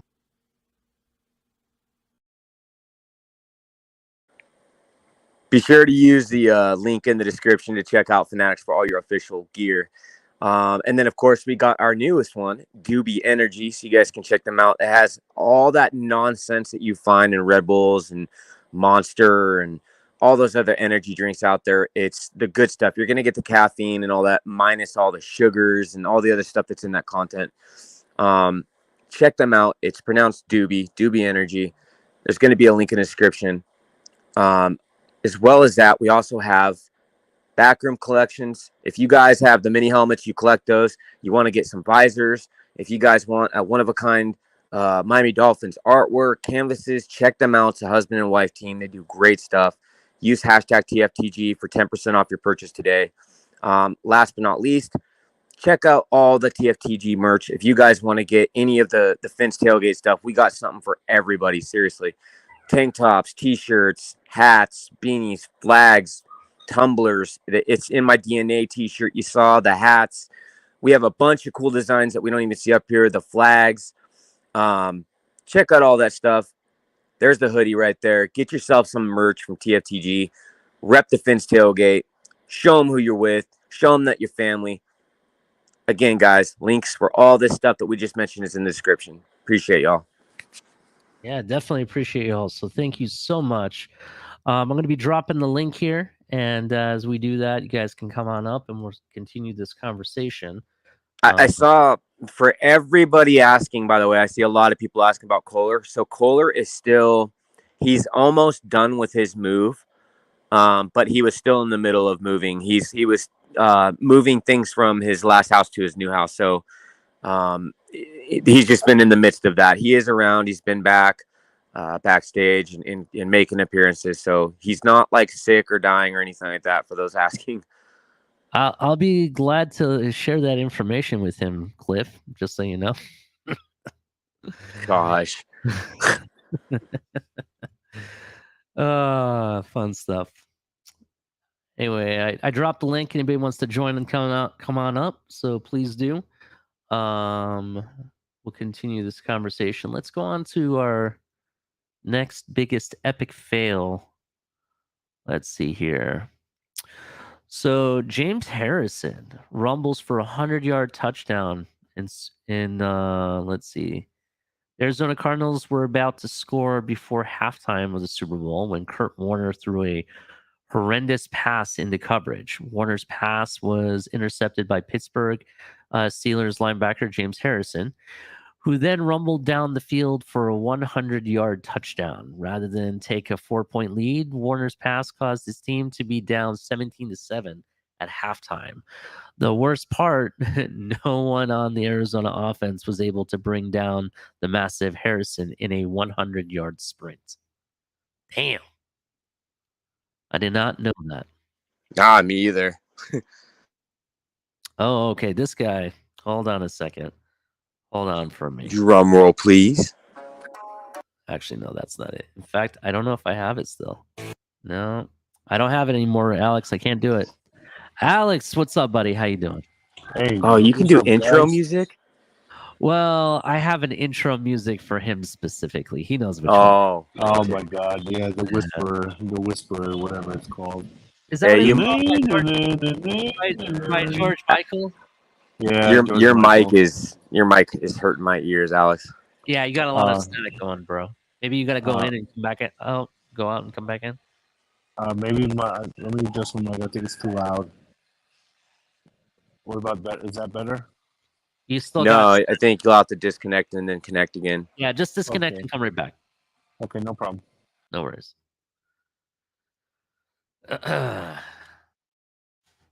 Here we go. This is Greg. This is Greg. I know. Yo, what's good? What's going on, Greg? Not much. I saw man. AR-15 in Miami. I knew who it was.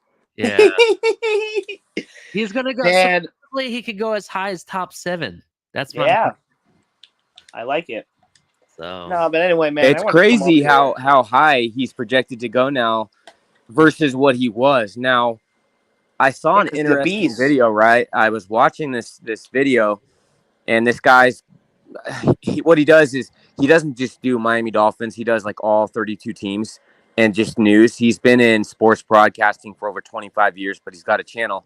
Now, he did this thing on I forgot what it's called, but they do like draft picks and sports betting and that kind of stuff.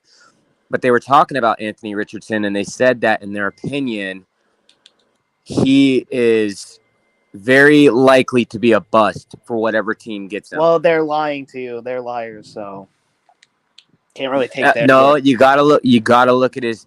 It's not the fact that his skill. It's about the fact of his injury problems that he's had, and that's what they're looking at. Now, again, I'm not necessarily agreeing with that. I'm just a messenger telling you. It's just an interesting piece of information.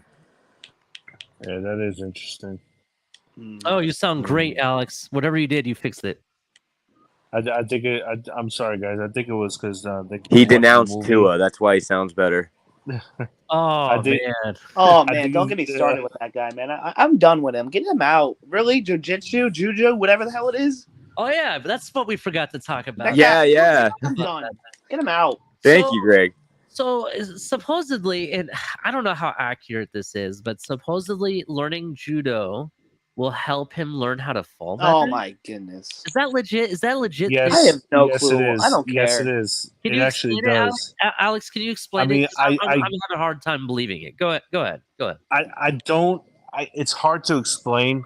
But it's jiu-jitsu because if you watch MMA, you know, a lot of them do jiu-jitsu. It's not jujitsu. It's judo. It's two different things. Or judo, whatever I it's called. fought again. I fought for many years, and judo's differently. Again, there's rolling around with a gi or not using gis, which is more Estefan jujitsu type. But actually- here's the thing with judo: it's not that you're not necessarily learning specifically how to fall, but they do teach you.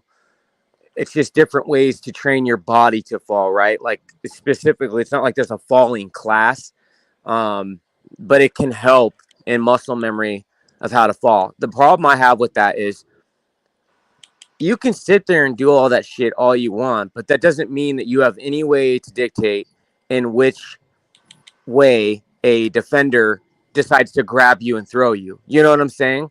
You don't know how you're going to That's get hit true. or if you're going to get pulled or yanked or thrown to the ground. So you can't dictate that. But again,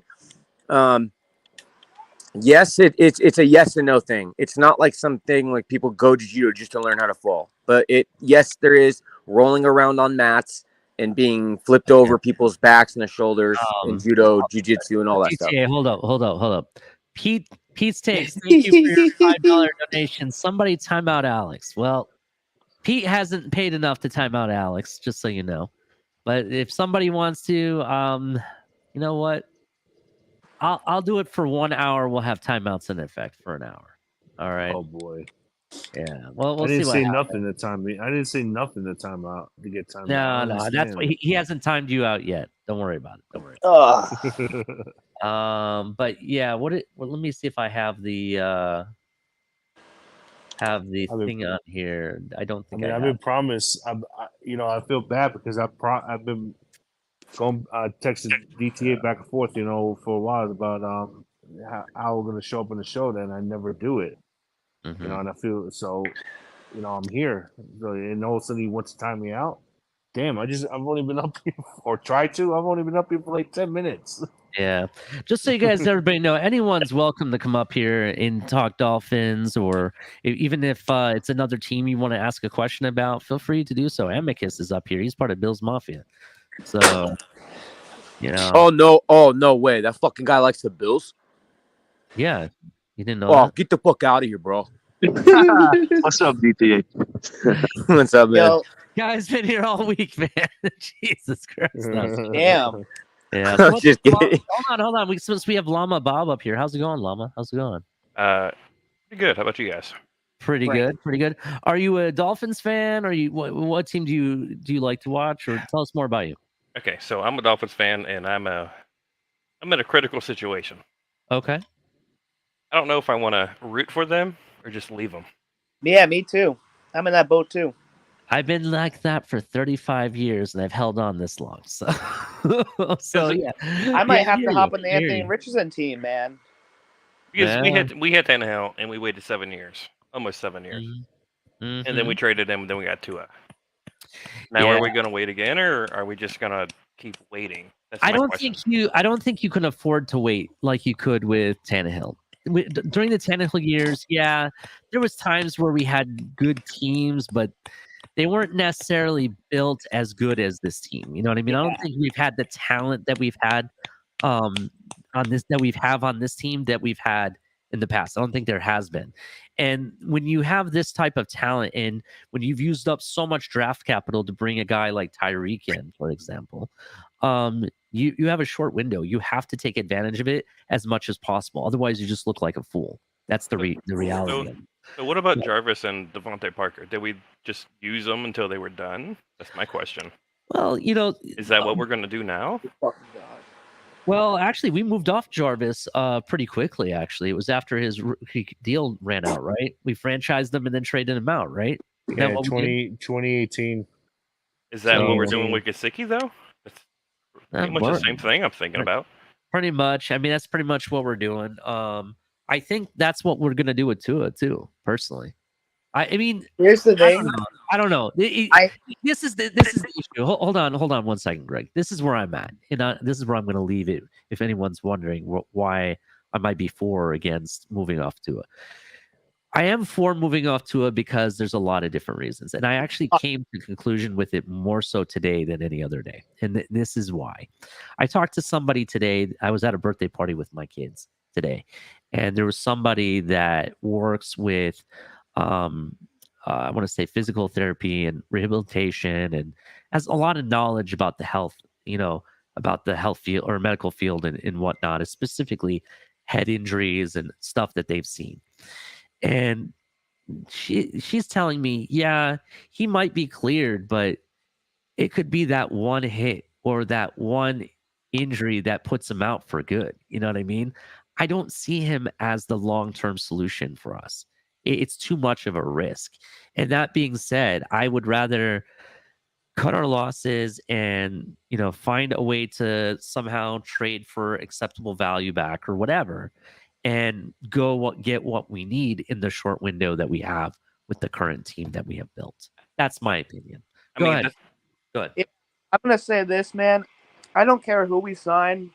I don't care who we draft. I'm going to be happy no matter what. But just know this. I'm saying the record straight.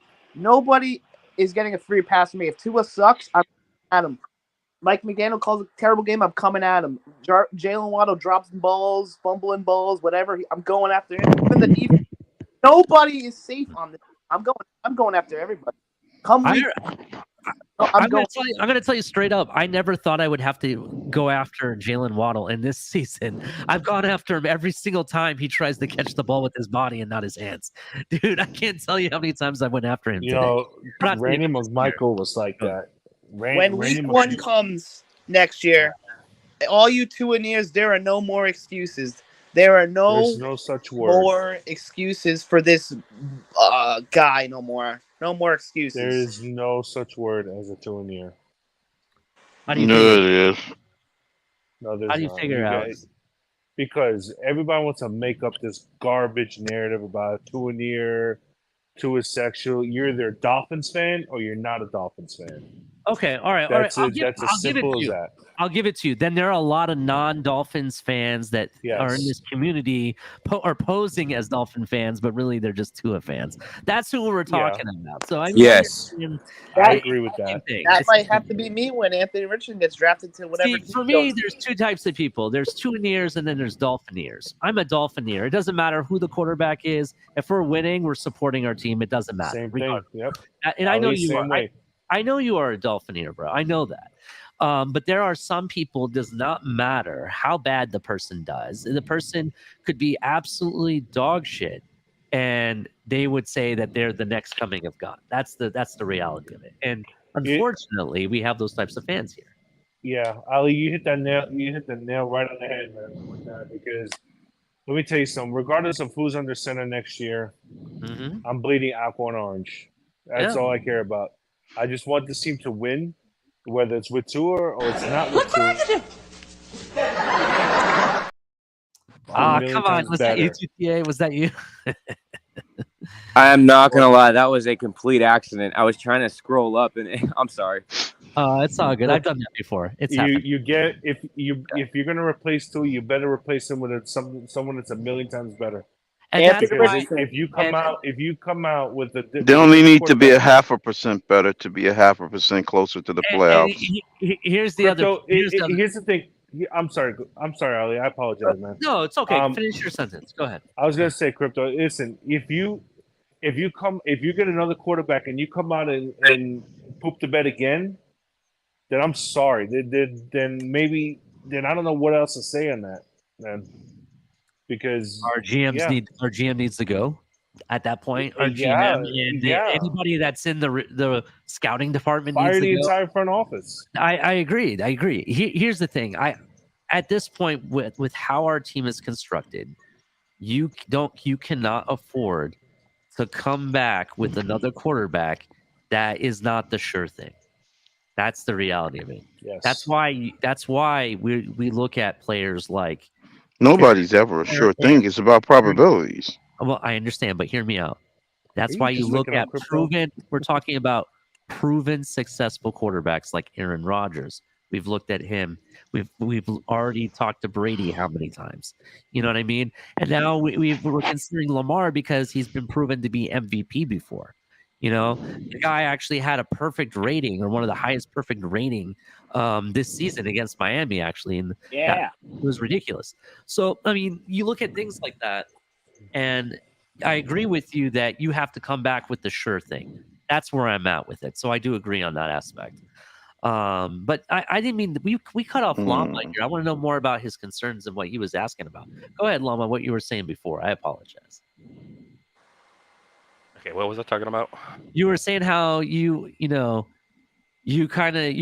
thinking about leaving the Dolphin fan base. I mean, yes.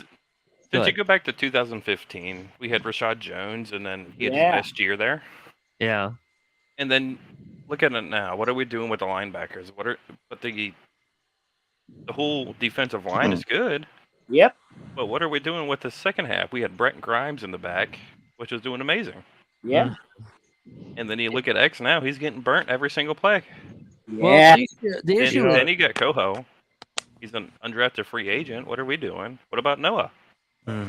He's a first year. Here's a couple of things that you got to think about. X was also playing with groin injury all season long, right? And on top of it, he doesn't have Byron Jones on the other side. Because the thing with X and Byron Jones, even though they're two different corners, they actually use each other in different ways. Byron Jones is a lot better when it comes to coverage. But if you look at what X brings, X is that ball hawk. So what he does when he can rely on having Byron Jones on one side, he actually can spy. It allows him to spy on the quarterback a lot easier. You understand what I'm saying? So that being said, that's kind of why X has kind of dropped off. And with a groin injury, I get it why he's slowed down. He's a Pro Bowler. He should be putting it out there no matter what. You're paying him. I understand. I hear where you're at. You're paying him all this money just to do stuff, and he gets hurt. Then sit him. Yeah. And then who are you gonna put out there though? Yeah, I kind of put in Noah. Yeah, Noah. King Noah. And if he gets burnt, he gets burnt. Then trade him. Cut him. Actually, if Trill Williams never got injured, I actually think that might have been what we would have done with X at some point. We would have sat him for a little bit to let him heal up. We can't keep Exactly. Go ahead. Go ahead. What you're saying, Llama. I'm sorry. Go ahead. I mean, we can't keep waiting for somebody to come up. Just play the people we got. If they're not working, then trade them. Yeah. But that's here's the thing, because X Easy X said is than one of, done. I have to push back a little bit because X is one of my favorite players. So you can say maybe there's a little bias, but on the same note, X was playing. Look, with Byron Jones sitting out or whatever happened at that situation, we all kind of have an idea. Okay, Trill Williams was injured. All you really had in terms of experience, I mean, of course, you had guys like Justin Bethel and Keon Crossan, but they weren't as experienced as Xavier Howard, nor were they as good. Xavier Howard was kind of the pillar, especially for the secondary in the defensive backs room, and that's all we had. We had a plan, but he had no choice. We couldn't let him heal up and give him rest because he's all we had. He was the only pillar we had left up there outside of having, guys we brought in from other teams for depth and using Kader Kohu. Now, Kader Kohu turned out to be one of the best undrafted free agents, if not, I think, if I remember right, the best undrafted free agent out of all of them. Undrafted free agent pickup, rookie-wise. Now, Xavier Howard, you give him a full offseason because groins. If you have two groin injuries is vital when it comes to a guy like a cornerback who has to run people down. Like that's obviously going to have a big toll on a cornerback if he's dealing with a double groin injury. You give him the entire offseason to heal up. I guess ultimately my point is Xavier Howard still has a lot of gas left. The guy has still got talent left in the tank. I don't think he's washed. I don't think that he's aging. I think it's just merely a bad luck and a series of double groin injuries that he had been dealing with since the beginning of the season. Let's see how he does when he's all healed up and everything's fine. Also, not just because of that, but if you give the guy serious help, because let's be real, I love Kader Kohu too. And again, you can see I've got a bunch of memorabilia. Like Xavier Howard's always been one of my favorite players, but he needs help. Yes. And Kader Kohu is not the answer. I would not play Kader Kohu on the perimeter. So if you get another perimeter cornerback for the outside that can help and he assist X, I think he's going to be back up to maybe not his prime, but he's definitely going to be playing like his past seasons that he had. Jalen Ramsey may be from LA. They're in cap hell, and they're not going to be. They're going to be going into rebuild mode. Listen, although I know we keep hearing we can't keep dropping. Here's the problem: we keep dropping all these big name star players at all these different positions, but you're not going to be able to go out, go grab a star quarterback, a star cornerback, a star defensive tackle, a star linebacker. You're going to have to pick and choose. We're very limited in cap space and financial ability.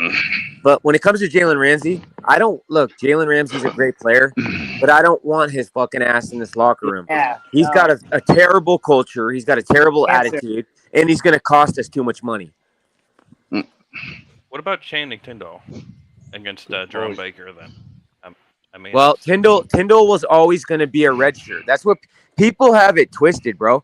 Some of these players, again, like Channing Tindall, Eric Ezukama and Channing Tindall were both. That was the plan all along. People seem to think that they just weren't good enough. No, It was the plan from the very start to have those guys redshirt. What Channing about Tindall Noah? He's a and first Eric round. Izukama were going to sit their first years to learn. So I think he's going to be more prominent, and we're going to see more Channing Tindall come next season. And what people, for I me, agree. we're going to be, I'm DTA. I said this multiple times. We're moving to a 3 safety set permanently, I think. And Brandon Jones, when he becomes healthy next year, he replaces Jerome Baker. He basically plays the same exact position that Jerome has with better coverage. Jendo has more speed than Baker. No, I'm talking about Brandon Jones, our safety. Brandon What about Jones. him? What'd you say about him? No, I think the guy who's threatening Jerome Baker the most is not Tindall. It's actually Brandon Jones, because Brandon basically does everything that Jerome does way better and has better coverage. I guarantee you we're going to be playing 2 high safety next year, though. Well, no. Anthony, Here's the thing: Brandon Jones is not a coverage safety. Brandon Jones is more of in the box and a pass rushing safety. That's what he's good at. He's not so much a coverage safety. There's even talks about there's talks that Fangio may take Brandon Jones and try to turn him into a linebacker hybrid. That's what I'm saying. That's like a striker. But again, he's not a coverage guy. If we're in a 2 high safety look, he's not going to be. You're going to have to find someone to pair Holland with. Yeah, he's smart. Jordan Poyer, maybe. I tell you one thing though, DTA. His coverage was a lot better last season before he got injured than I saw a lot of improvement out of Brandon Jones in coverage last season. I mean, he was pretty good in coverage last season. I can see this. This is what I can see happening. I understand we don't want to do this, but how about drafting a safety at number 50? What do you mean at 52? Draft? No, I would not draft a safety at 52. You've got look. You have. Let's go over who we have, right? And again, I understand that some of these are going to be contracts up, but you have Javon Holland. You've got Eric Rowe. Yeah. You've got Clayton Fedulum. You have a free agent. Listen, I know. I just said. Hang on, you guys. Hang on, best, dude. Hang on. Yo, you gotta let people finish. I just said that. I said if you take the contracts aside, let's just name who we have right now. I understand that some of them are going to be contracts up and all that, but you have Clayton Fedulum, Eric Rowe, Javon Holland. You have technically Brandon Jones is a safety. You've also got, but again, he doesn't really play that deep safety role. You've got Verone McKinley, who is also on a 1-year deal, who I'd like to see come back. We have enough to where I don't think that you go out and draft a safety. Certainly not with your 52nd pick. That's the highest pick we have. I would not draft a safety there. I'm either taking a linebacker or a cornerback there. Yeah, 100%. I'm taking a linebacker or a cornerback there. That's 100%. But I have a question for you, DTA. Would you, if a guy like Antonio Johnson falls, which he's projected to be a first-round pick, would you then, if he's the best player available there, would you ignore that and go for a need position? Yes, I'm taking the need. I'm not going to take the best off the board just because it happens to be. Look, again, I've already heard the narrative, people talking about taking a safety. We don't have a pressing need for safety. We really don't. Yeah, we really don't. The issue is not to the degree where we need to go take our highest pick and waste it on a safety. I'm taking a linebacker, which is an extreme pressing position in which we need to fill.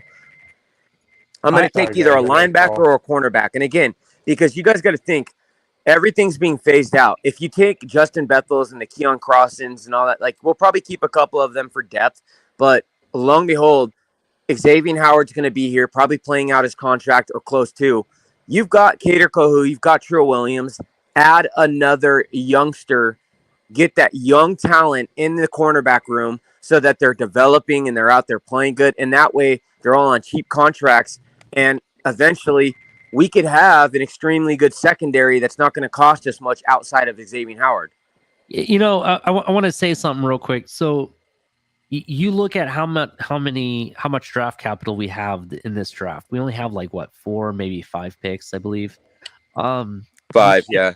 You can't afford to screw that up and go get yourself a BPA in the second round. You just can't do it. You need to you want to try to get starters, but also need corner, linebacker. I agree. Now, tight end, if Darnell Washington's there, like I said, he's the exception because it's tight end is still a need regardless. It is still a need in this team. That's the way I look at it. For me, for the linebackers this year, I'm making a big prediction. I think Jack Campbell surprises everybody at the combine with how athletic he is. Yeah. Like Chanel did. Who was wait? Who's the guy that got drafted by the Jaguars last season? What was that guy? Devin Lloyd? No, not Devin Lloyd. The linebacker they got in the last draft. Hold on. Let me pull up my spreadsheet here of the draft. All right. And real quick, I see Jay saying, defense, no, get a fucking quarterback. Listen, I'm telling you guys right now, that's not the smart play. They're not going to move up. They're not going to use our pick to draft a quarterback. Oh, and I wouldn't either. The smart play here is not to get a quarterback. If you honestly are going to get a quarterback, you do it in the 2024 draft when we have first rounders. We don't need to give up the kitchen sink and move up or none of that. We're not taking a quarterback this draft. And we certainly aren't going to get one out of the draft. If we would, it would be in free agency on a trade deal. Yeah. We're not going to sit here and get a quarterback with this limited picks. And not to mention, there's much better options in the 2024 draft class. Exactly. So Chad Muma is the guy I'm thinking of. Yeah, Chad Muma. Supposedly Jack Campbell is. I say the 52nd pick ain't ours anyways because Chris Greer's doing his due diligence, and that's the Ravens pick. So we're spinning our wheels. That 57 pick is going to the Ravens. I hear you, Crypto, but just hold on for me a second. Jack Campbell is nothing but a taller version of Chad Muma. Yeah. So that being said, I don't agree. I don't think I think he's gonna be a bust. I see Jack Campbell possibly going either mid-second or early second, depending what happens at the combine. No, Ollie, I want to push back on that. Okay, Anthony, hold on. Everybody say your Hail Marys and make sure you pay your debts. Pete's in the house. Yay, Pete. Hey, Pete. I'm just here to remind everybody, Ali. We got a guy named Skylar Thompson on the roster, guys. Go ahead. Go ahead, guys. You guys can have it. That's why I said, Pete, the 52nd pick is not ours. That's the Ravens pick. That's good. That's a hot take right there, too. Just saying. I mean, the reality is, your reality is, good teams always do their due diligence. If even the teams that had a Brady or had an Aaron Rodgers or whoever, they're always looking to see what's out there. I mean, it doesn't hurt to at least look. The Patriots had Jimmy G in the wings of Tom Brady. This is true. This is absolutely true. But I guess the Patriots are idiots and decided to make Tommy happy, so they traded him away. I'm telling you, Anthony, I would take. I'm sorry, Anthony wanted to push back on what I said. Go ahead with what you. Yeah, no, I don't. I think no. The reason why I'm saying he's get surprised because when I look at the schemes of both Chanel, Iowa and Wisconsin, they really didn't rely on their linebackers to really be athletic. They were more. They relied them to go downhill most of the time, so we really didn't see their athleticism in college because those defensive schemes at linebacker relied their linebackers majority of the time to go downhill to stop the run and stuff like that. So yeah, I think the most realistic, being realistic, is the guy from Clemson.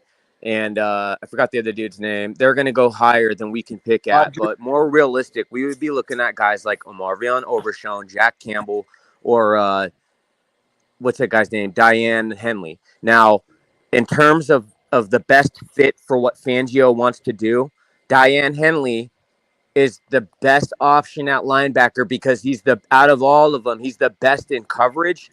But he's also great at getting downhill and stuffing the run, and he's one of the best open field tacklers. No, I'm not going to say the best, but he's, I would say out of the top 6 linebackers in the draft. he's one of the ones that's going to be the best open field tackler, good at stuff in the run, but the best in coverage, which is what Fangio wants to do with them, is be able to disguise it and drop him back into coverage a lot. What about he's shown he's great. You have him as well as the guy from Alabama. I can't remember his name, but they're both good at covering tight ends, which is something we have not had. We don't even know what that's like to have a guy that is able to fucking cover tight ends. Oh, Henry To'oTo'o? Yeah, To'oTo'o. DTA, yes. did we allow Henry over To'oTo'o, 100 quarterback rating to tight ends this year, throughout the year? What's that, Pete? Were we one of the worst teams at tight ends this year? Oh, yeah, we got shat on by all of them. Oh, yeah. Everybody was scoring. That's why I would get Diane Henley, or I would get To'oTo'o from Alabama. Both of those guys, great coverage, great run stop, and they both have a lot of experience covering tight ends, and they stuff them, bro. Yeah, no, DTA, that's what I'm saying. Like, we probably are underestimating Jack Campbell's coverage skills because of the scheme that what Iowa expected their linebackers to do. They weren't expecting them to cover because that was a run heavy. Besides Ohio State, the majority of that league was run heavy and stuff like that. What you got? I'm looking at the list of linebackers. There's a couple names I'm down. I don't care who we get at linebacker. Trenton Simpson, if he's falling down the board. Henry To'oTo'o. Noah Overshawn. I like the Overshawn guy. That's a guy to look at. You need Winters. I want him. Overshawn needs to add weight though. Ollie, maybe like 30 pounds, maybe. We can't lose the No, they're talking about Overshawn. Like it basically from his draft profile they did on him. If he was to add 10 or 15 pounds, he'd be around where he needs to be in weight. But again, I want someone. I would like someone to. Overshawn's great. Overshawn's going to be a really good linebacker. I just think I'm thinking strictly in terms of two criteria. What's going to be realistic around where we're going to be drafting at, what draft pick we have, and then second criteria would be who's going to fit the best in Fangio's scheme for what we're going to be planning to do. And that's where I say guys like To'oTo'o or I would even take Overshawn. Again, that was my number one guy, but I would take To'oTo'o or Diane Henley. Those would be my two guys. You don't think Jack fits the type of if Jack's there, yeah. He was one of the other ones I mentioned too. Jack Campbell's another one that I would take. But in terms again of coverage, those two guys are notably better in coverage than he is. I'm willing to bet we take To'oTo'o because Chris Greer loves his Alabama players. You think we're going to take a middle linebacker better than Elandon Roberts in the second round right now? Oh my God, Pete!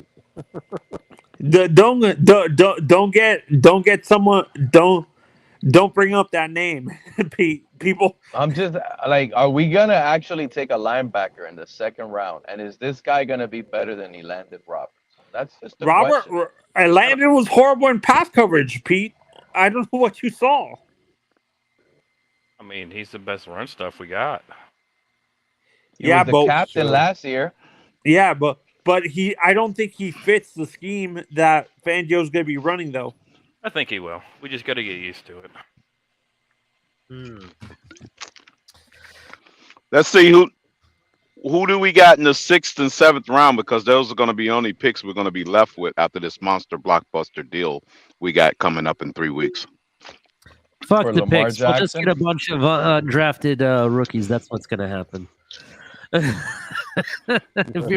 Take a running back and a kicker. Yeah, maybe that. We need to replace a running back and a kicker. Yeah, well, here's why. Who was the best running back in the later rounds? Here's the reason why. Dude, I have us able to take a. Listen, when I did my mock, you could get a guy like Muhammad Ibrahim, who is an absolute beast. He's a great running back, and he's going to be in the later rounds. Yes. What school did he go to? Minnesota. His name is Muhammad Ibrahim. He's the Minnesota Gophers running back. This dude will run through your face. He's fast. He's shifty. Let me ask about. That's where I was trying to get to. Because go ahead, Ali. No. Go ahead. You go first, man. You go first. I see Richard saying draft Tua's brother and cut Skyler. Bro, why would we want another Tua 2.0? Wow. No, because this is what I was. and enough with this shitting on Skyler. Skyler didn't even have enough time to even show us anything. Like, you guys realize, hold on. not you guys. He had two games from start to finish to play. That's one was had. with implications. The other was a playoff game. Like, give Actually, some time. I could argue that Tua's brother is better than Tua. Just being honest. That's Fair a enough. hot take, Ali. Fair enough, the but Big I Ten. still think that's unfair to say cut Skyler and he's trash. I agree. You don't cut Skyler. I don't think you do that. The reason why I was No, it's asking too that, early guys. in the game to It was start garbage. Skyler. Skyler has shown promise, from the times that we've seen him on the field. So, What do we know about Rasheen Ali? Pete could be right. Rasheen Ali. Who the hell is that? The running back from Marshall. I heard. Right, we got to give him time. You played at Marshall. Well, I like Israel Anaconda, the guy from Pittsburgh. I like Cameron Peoples, and that Pitt running back's pretty good too. Well, according to PFF, Landon. According to PFF, the running back class is real deep. So you can I like the guy from Syracuse, Tucker. I like him too. Oh yeah, Sean Tucker. You got Chase Brown, who's pretty solid. You also got Ty John Spears from Tulane, who's I would want to get Kenny McIntosh. Kenny McIntosh. I can't wait till their measurables comes out and their numbers and all of that. But this is the reason why I asked, because DTA was talking linebacker in the second, and it's gonna be hard to find a clear-cut starter that'll take Elandon Roberts' job, even if those names sound intriguing. Now, we can move that to the running back position. Can we clearly say if we get one of these running backs, they're better than what we have on the roster, than Mostert or Wilson? Well, technically, right now, we don't have anything on the roster for running back. That's true. That's very true. Yeah. Well, here's the thing with linebacker. To DTA's point, right? If you don't take a linebacker in the second, because the linebacker class is not very deep.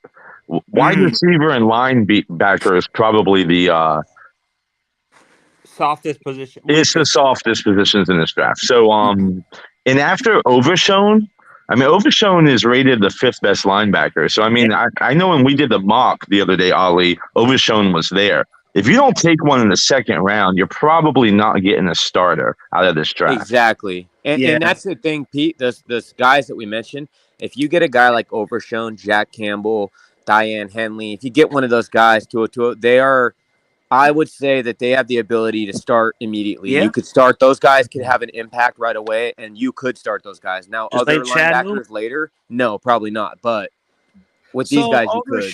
Overshown, according to the draft experts, he's projected to go anywhere between the 2nd and 3rd round. So, I can understand that, if you don't take him, that's, you got to take him. I get it. But there's a lot of factors you get to look at this. There's a lot of different positions we have in need of. And, Darnell Washington is hard to say no if he's there. But you could, That's really hard. What position is that, Ali? 2/3 tight end. He's the tight end that everybody wants. Exactly. So now let's go move that same question to tight end. If we draft him, does he automatically start in our tight end room? 100%. Hypothetically, with Gesicki moving out of here? He blocks. 100%. He blocks. You see what I'm saying? Like, we could do. He does it all. That's what we need. We need an automatic player with that 2nd round pick that will actually come in and start. Is this guy you guys are talking about, is he like a Kyle Pitts type of tight end? Like what? I don't know. He's tall. Yeah. I think, is that the 6'7", 270-pound giant? Type of guy. DTA. Yeah, let me find. He's like a Gronk. Oh, I wouldn't get my notebook type right now, but I think he's like 270, 6'7", or something like that. DTA. He's 6'7", 265 pounds. All around tight end. All around tight end. He catches. He blocks. He can do it all. Watch his highlights. Yeah, he got underutilized because of Bowers, the other guy. Yeah, Rocky Bowers. And I would trade up for him in a heartbeat. But he's originally people were saying that he was going to fall to the 3rd and 4th round, but as of late, he's gone as high as the 2nd. So Daniel Jeremiah's got him locked in the first round. Damn. Yeah. Yeah. So if he falls, that'll be surprising. But still, I mean, you can't if he falls to Miami in the second round. It's hard for me to say no. That's the problem. That's where I'm at. It's hard for me to say no to that. But knowing Greer, he might do something that's stupid though. But Greer is an idiot. Read back. As far as we know, that our picks could belong to the Ravens. As far as we know, Exactly. as Crypto has stated.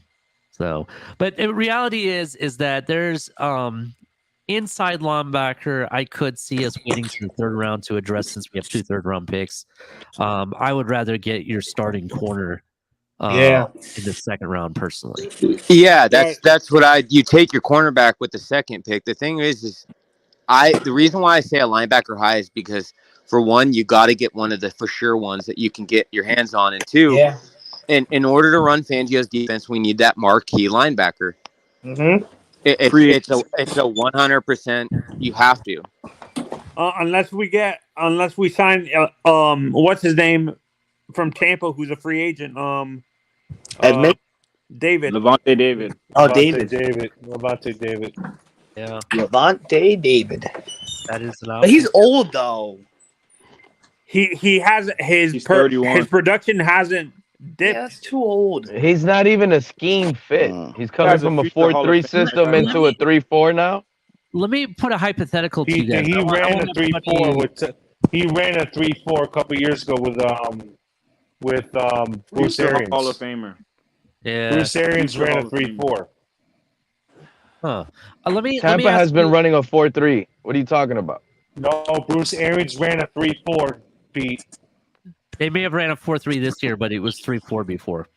The year before they had Handama and Sue. They were running a 4-3.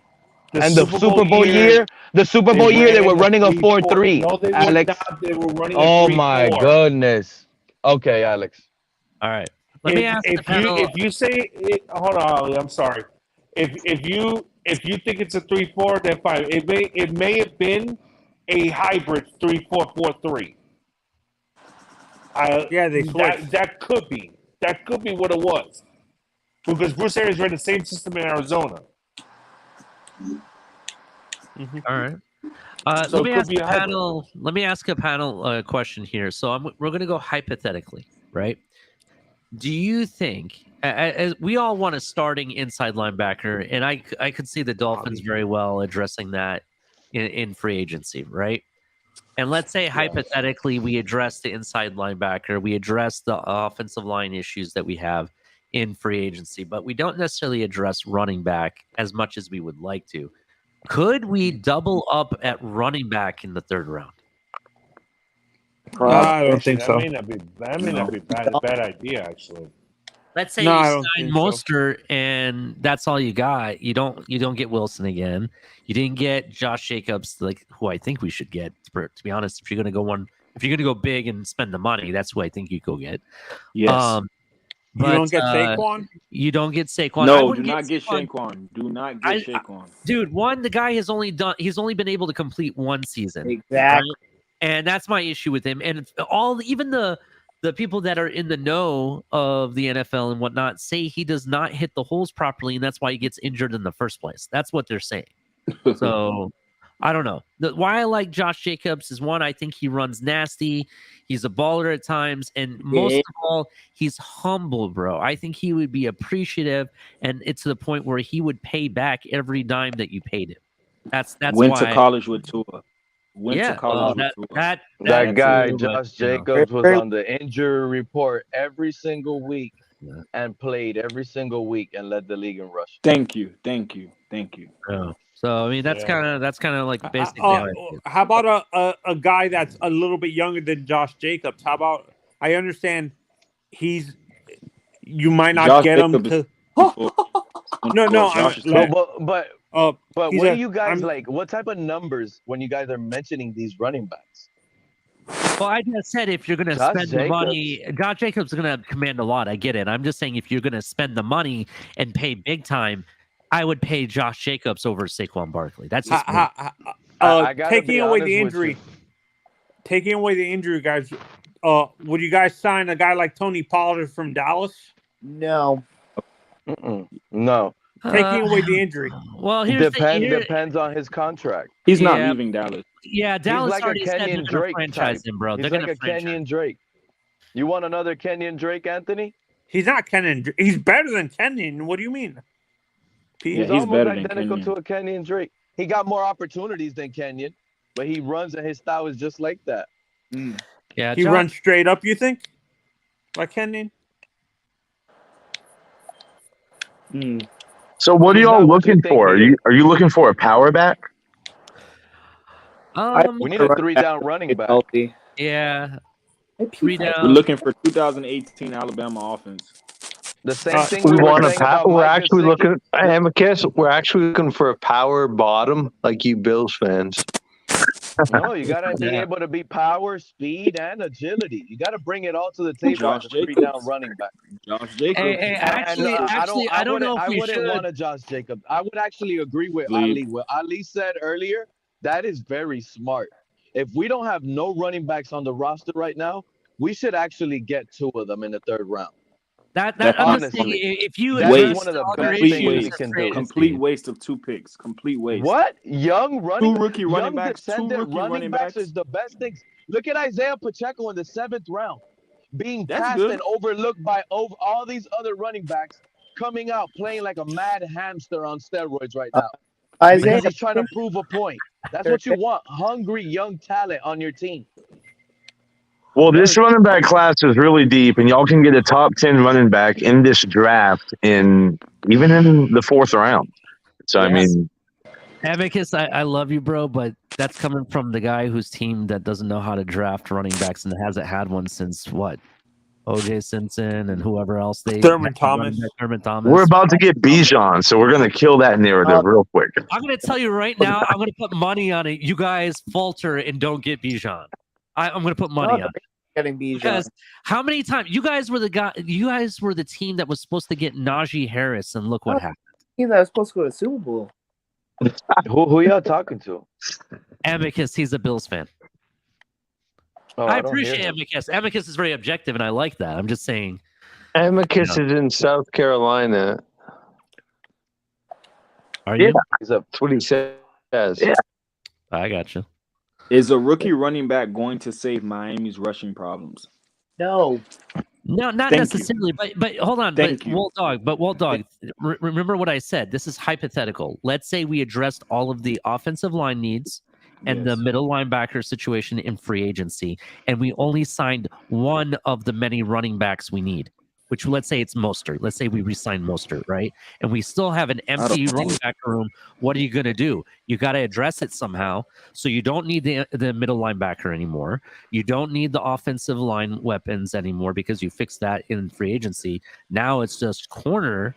And then what are you going to do in the 3rd round? You got 2 picks. So why not double up on running back if you need to? There's nothing wrong with drafting a running back, but to draft 2 of them in the same draft back to back, that doesn't make sense, in my opinion. Both in the 3rd round. That's perfect, dude. But they you can draft one running back. I never said to not draft a running back. I never said that. I said to draft 2 of them back to back. I hear what you're saying. 3rd round. That doesn't make any sense to me. But if those are the best players available and they happen to fall to you, then you snag them. And especially, it's also a team need. We don't have running backs like they said. I assume we're going to re-sign Mostert, and I assume we're going to bring back Wilson. But even with that right there alone, I'm still willing to take 2 running backs in the 3rd if they're really good. Like, if you get a running back in the 3rd and get one in the 6th or the 7th, I can understand. But to go back to back 2 3rd-round running Pete, backs, how many roster spots do you think we have? We only have so many. Fuck. Yeah. This season, and we know that season Jeff we Wilson carried. and Mostert are injury prone. We carried These what? 2 4 young running Yeah, well, we backs know this we need a season? new quarterback. And you need to hit on one. You can't expect, I drafted this guy, he's automatic a gem. No, they drafted 2 running backs. One of you better be the starter. So You can get a good running back in the 4th, 5th That's round. how you build the competition. No Yeah, more obviously, running back you by could take committee. You could, if we're gonna be like that, then we could sit here and say we could take a rookie running back that goes undrafted. I'm a firm believer the offensive line makes the running back the majority of the time. All I said was because Ali was talking about Josh Jacobs, and we're gonna have to give that guy the bag. Before we give a running back like Josh Jacobs the bag, I would prefer to select 2 rookie running backs in the 3rd round. That would be Chris Greer better probably for this will team. do that. Instead of giving the Chris bag Greer is going to to probably Josh do that. I think he's going to get Josh Jacobs because he is infatuated and he loves Alabama players. It's an unhealthy obsession. I say sell the team What, to it the isn't? lowest bidder. Bama. Just sell the team to the lowest bidder. You know what? Chris You know Greer what? You know got what? shit for Josh brains. Jacobs will be a great fit on this team. Thank you. Thank He'd you. be a great fit on any team. The reason why I Josh say that, Jacobs. the reason why I say that, We're not getting Josh Jacobs. That's a pipe he ran dream. for 1,600 yards last year. He caught the ball. They ran him to the ground. He has 50 catches for 400 yards, and the kid He is is only on. 25. He is on a flat tire. He's on a flat tire. The guy's He's 24 years old. 25 That years started all old. games. Alex, did you not hear me? Every single week, this guy was coming out on the injury report. The freak are you talking Doesn't about? matter. He did get hurt a lot later in the season. Yeah, The bang. guy's He still 24 ran for years old. 1,600 yards. I don't I'll tell you that care. right now. Doesn't matter. So you could find a running back in the draft. You act like you can't find one. First of all, you don't But you're not. draft a running back in the 3rd round. Okay, You don't pay a running back like Josh Jacobs. You just don't. But here's the other part of it. History shows that Miami It's too expensive, Pete. Miami, They don't get it. and Miami will not be drafting. I would running spend back 13 until on the him. 7th I would round. spend 13 million on him. I wouldn't spend no more than 14, 15 mil on Josh, but I would spend 13 on him. Damn.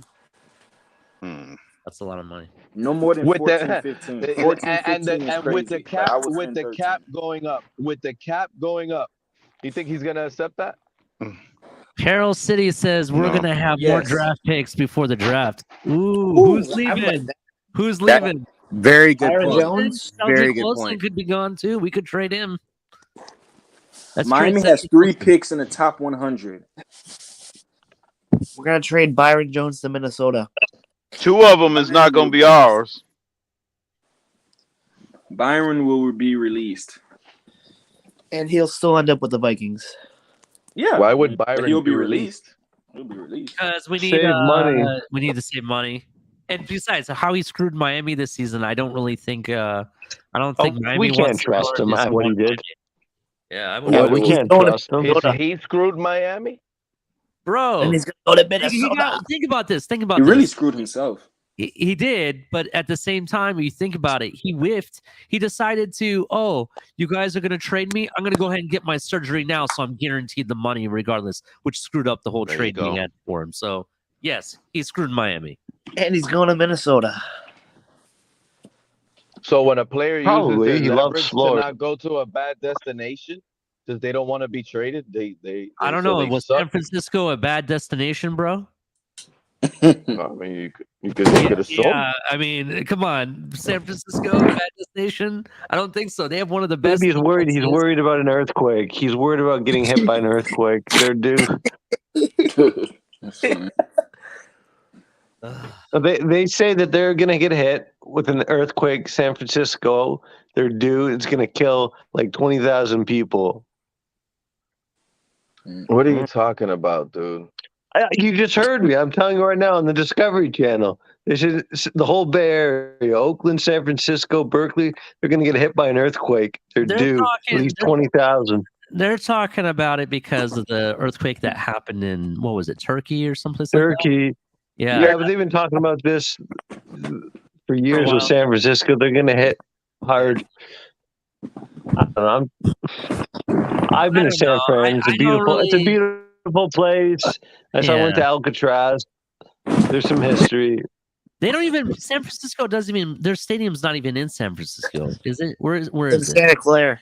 Santa Clara. So Yeah, it's not. Yeah. I don't want to say it's not. It's too far from that area. I'm not going to say that. But all I'm going to say is that I think everybody understands what happens. But I don't think he would say no to San Francisco if they, they had the money and they pulled off the trade. I don't think he would have said no to that. Ali, do you miss the Candlestick Park, the foggy games? It was right by the bay. I love that watching old Niners games. Well, the truth is I've never been to California, so I can't miss it because I've never been there. Just you watch it. Oh yeah, it get really muddy. Sure, I mean, watch those games in the '90s with Steve Young. Yeah. They were amazing. That is, I know what you're talking about. I know they're totally different. Yeah. Those old games back in the days were amazing. Now there's too many dome games. Sometimes there's a lot I miss more dome stadiums now that messes that up. Believe it or not. I'm not gonna lie. Sometimes I don't necessarily miss it, but I'm gonna say it was a really cool experience going to Dolphins games without the overhang roof that we have now. Because like it didn't matter what side, everybody was sweating together. You know what I mean? It was by the time you left, everybody in that stadium had crotch rot all at once, bro. Yeah, that's how sweaty it was. If me and my dad go down there, we're gonna have to get on the Dolphins sideline, probably. Yeah. That's what he's saying, but he likes the end zone seats, so we'll see. I got you. I'm in section 342. I love it. I moved my seats. I've gotten closer to row 1. But I love my seats, bro, and it's pretty fun. It's a great view, to be honest. But to be honest, it doesn't matter where you sit in that stadium. Every seat in that stadium is a great view. You're gonna get cooked like a fry. Yeah, well, you don't get necessarily cooked like a fry unless you're on the away side. Bill's side. Yeah, we know all about that. Yeah, you guys cry and bitch and moan. It's too hot. Hey, I still can't believe that your fan base or somebody tried to make a claim with OSHA, bro. Yeah, I still cannot believe that crap. That's fucking crazy. Because if that's the case, I want to go make a claim again with OSHA. Yeah, with all me the too. snowballs and the snow that we had to play in. I mean, come on. I'll go to OSHA with y'all. Yeah, it's stupid because I think there's rules in place in the NFL that whatever the home team has, the away team has to have too, as far as equipment. So it's fair game. Yeah. You know, you just built the stadium the right way where the fucking sun only shines on the away team. Exactly. Stephen Ross' master plan, master strategy. Yeah. When the Dolphins become, you see, this is the plan that didn't work. When the Dolphins become really good, they start getting more 4:00 games. The sun don't really matter at that point. Exactly. We're going to be playing 4:00. That's true. 8 o'clock. Well, we're not going to be a better team with Tua. We're not going to get if we don't get a quarterback, we're going nowhere, Pete. It's true. Dude, you see, look, I can't help you, and I can't be your eye doctor. You guys, some of y'all so stressed out like we don't have Skyler. Like, Skyler is the guy that keeps me sane at the moment. If it wasn't for Skyler, I'll be out here screaming till my veins pop out. But Skyler has really tuned. You guys are not believing in it. And I'm going to tell you right now, there's going to be a lot of fans screaming that we're going to trade for Lamar Jackson. They're going to be screaming that we're going to trade for Aaron Rodgers. This is going to be going on and on and on and on every stream. And you know what you're going to hear from everybody? We got Skylar Thompson to all those fans. We do. Now, is Lamar Jackson and Aaron Rodgers better than Skylar Thompson right now? Most definitely, probably. But that doesn't mean probably. Wait, probably, Pete. Probably. Yeah, but check this out. But that doesn't mean that Skylar Thompson doesn't have a high ceiling himself. Maybe you lost me. Probably. That's the issue where you guys fail to realize. You're infatuated with one Pete. guy, and you're not seeing what somebody else can give you. And the sad thing is, seeing fucking Pete's going to keep us sane. Quarterback, two that are available. That's all I'm seeing, Pete. You know what's something I would have done differently in the season? In my opinion, I don't think Tua should have gotten all the snaps in the offseason. I feel like it should have been a quarterback competition until Mike would have said Tua's the guy, blah blah blah blah blah. Dog, hey, check this out. There's a great point. I just want to say something. That's a great point because Look what happened. Tua went down, and then your next quarterback went down the very next game. And then what happened? You're left with a guy that has taken maybe 20 snaps in total with the first team. No chemistry. No chemistry. No oh nothing. my God. That's a great coaching problem. That was a I would have coaching never. I decision would problem. have never. That is never with Tua. Tua didn't deserve anything. What did Tua earn? What did he? You get what I'm saying? Like, what did he? You feel me? Yeah, I feel you. Mr. W, you are bringing up great points, but there will never be a competition as long as Tua's here because it will hurt his little feelings. Thank you. It will hurt his feelings. Yeah. Like, oh. All throughout the season. I don't think this fan base like understands, man. Like, you guys think they're still sprung on Tua, and that is not the case. It is over. The leash has ripped off that guy's neck. He has no leash. This organization is not infatuated like the fan base is trying to push to us. Stop it. This guy was not even on end of season highlights when we were heading to the playoffs. This guy missed the most important, and again, he was benched. It wasn't concussion. Because if it was concussion, how come he completed passes and looked good at times after that hit? Well, and why he couldn't play the following week after that hit like and that he idea. fell on his head? How come he still couldn't make it and play the following week or the playoff game? Well, Pete, they benched him. The owner Pete, said goodbye. if I can just say something, you know Ali. You know what? Drop the link again so I can come back in. I got to put that Stephen Ross picture back up. I'm sorry, Stephen Ross. Okay. I love this guy. He benched Tua, bro. No, according you can still stay in the chat. We got you, and Pete. change the picture, Pete. Yeah, there's You a can stay way. in the chat and change the. apparently Tua said he didn't go into concussion protocol until after the season was done. Look, if you're Stephen Ross, what's he, 84, 83? He doesn't have much time left. He wants them to win a championship. He needs a Super Bowl. You got to pull the trigger and try to get Aaron Rodgers or Jackson. I think he's going to try to do something. I do too, Jordan. Pepperoni, I The agree guy's with going you to be 100%. fucking worm food soon. He's an old man. It's part of life. Fuck. He's going to be worm food. Damn. That bucket is at the end of the Well, he's an room old calling man. his name. Well, it's a part of life. We all die. You get old, man. Yeah. The guy wants a Super Bowl. Dying is a part of living. Dying is a part of living. Fucking right. Listen to this. So I think it was Carroll City. that Just like ended- stress and paying taxes and getting treated like shit at work. Yep. Yeah. So somebody said, Carroll City said trade for Aaron Rodgers and then let Skylar Thompson sit under him for 2 years or 3 years.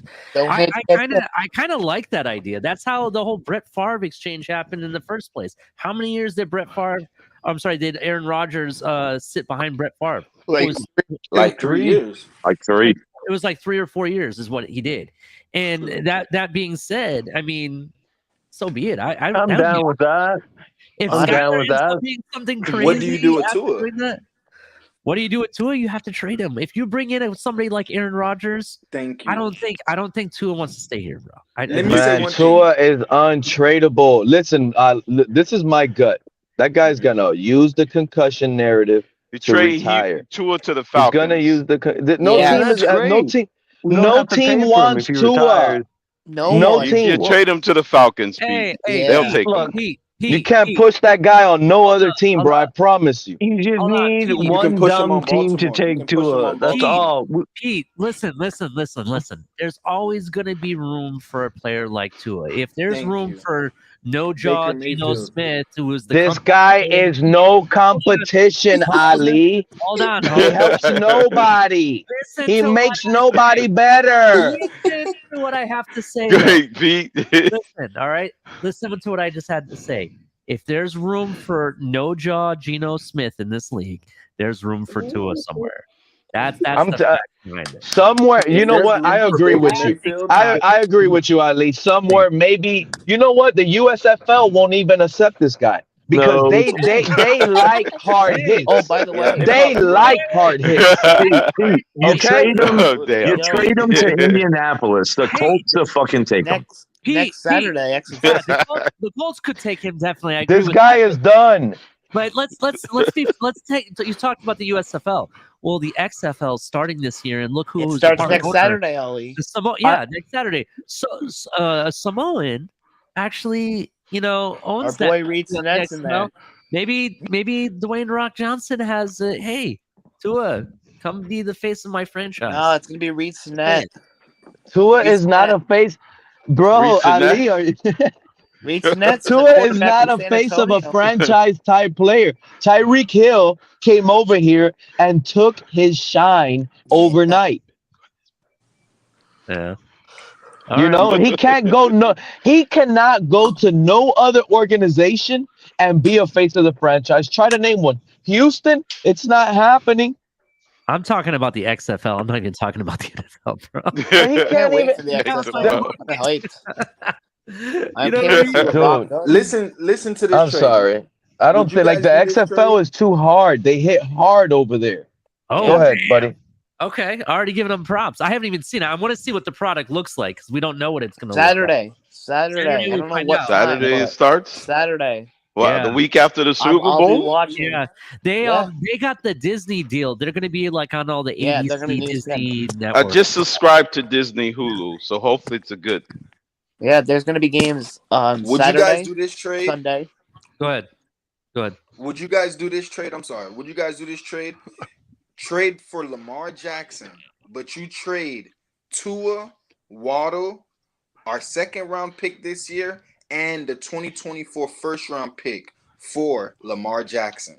Hell yes. Hold on, I'm already buying the tickets for them to fly there right now. So let me go buy the tickets. I'll be right back. Thank you. That's honestly, I think that's a fair trade. You trade I think it's Tua, a fair trade. You trade Waddle, you trade the first for next season, and then maybe you have to trade in the second for this season for Lamar Jackson. I think that's fair. But I don't think it's fair. There's one thing missing on this team, though. There's one thing that is missing. This Greg, is hilarious. Greg, you okay? All right. There's one thing that this team is missing, even though we have Waddle on this team and Tyreek. We're still missing a pure possession receiver. You know what I mean? I don't really think we have the guy that catches the ball between 0 to 10 yards. Tight end. Well, tight end is what we're trying, but imagine this. Imagine you trade. Let's think about this. What if you were to package a deal that would send Waddle to Detroit for Amon St. Brown? Tell me who wouldn't do it. I would do it in a heartbeat. I would do it in a heartbeat. I know it would never happen, but I would do it in a heartbeat because he's more of a pure possession receiver. You're trading Waddle for Amon St. Brown? Why not? That's what you said, Ali? Yeah, I would. Amon St. Brown, Yeah. I would in a heartbeat. So he wants a more dynamic hands catcher, is what you're saying. Yes, that's what you're saying, Ali. Exactly what he is. The guy catches consistently between 0 to 10 yards and makes it happen. He's a fantasy. I told you. I mean, River Craycraft could do the same, but Waddle is still a Raven good receiver. Craycraft is too slow. Somebody time Pete out. Somebody time him out.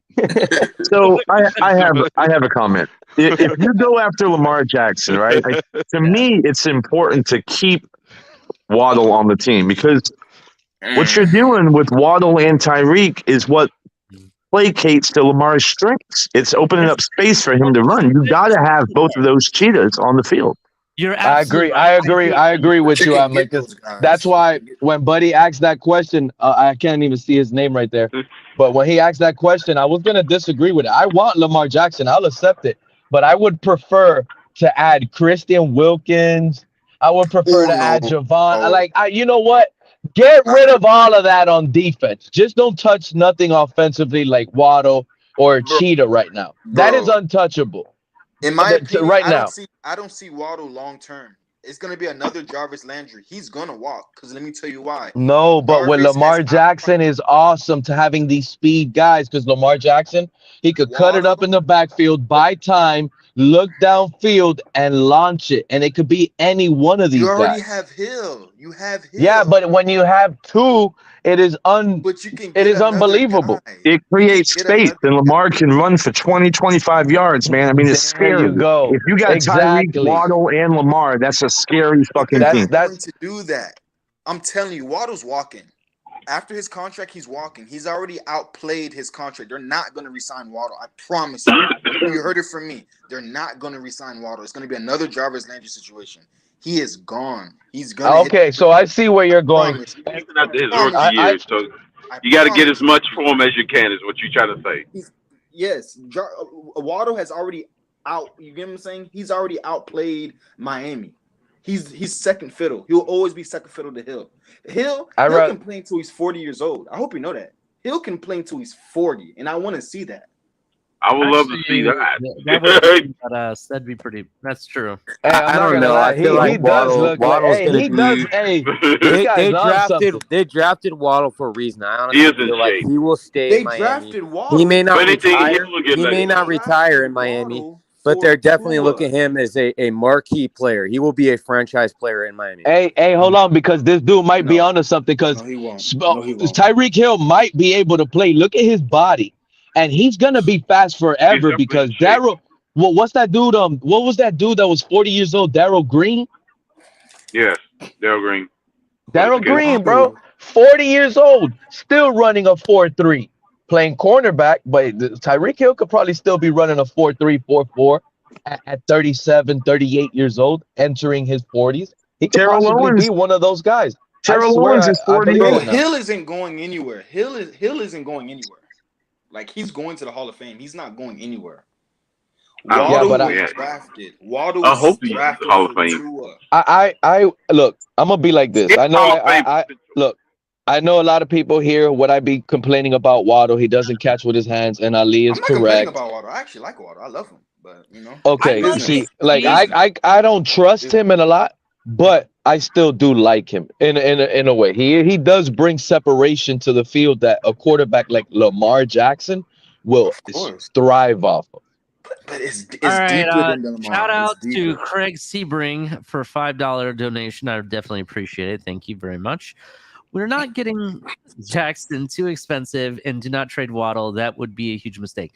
That's not a mistake because Waddle's walking. Waddle's walking in free agency. That's the kind of statement that keeps us in perpetual mediocrity. Exactly. This is what I'm about to say. He is though. Stuff like this, you have to keep your mind open to stuff like this. Otherwise, your team's never going to get better. We're always going to be where we're at right now. He's right. As we have been for the past 3 years. No, but this dude is right. We can probably be later on in this, especially. You know what? If we sign Christian Wilkins, I promise you, Waddle's gone. I told you. I just told you. If we sign Wilkins, he's gone. Waddle is gone. Landry. Look how dirty they did Jarvis Landry. Jarvis Landry was a king. You could book that. This guy is right. And I like fans that are ahead. It's like this. I love you guys.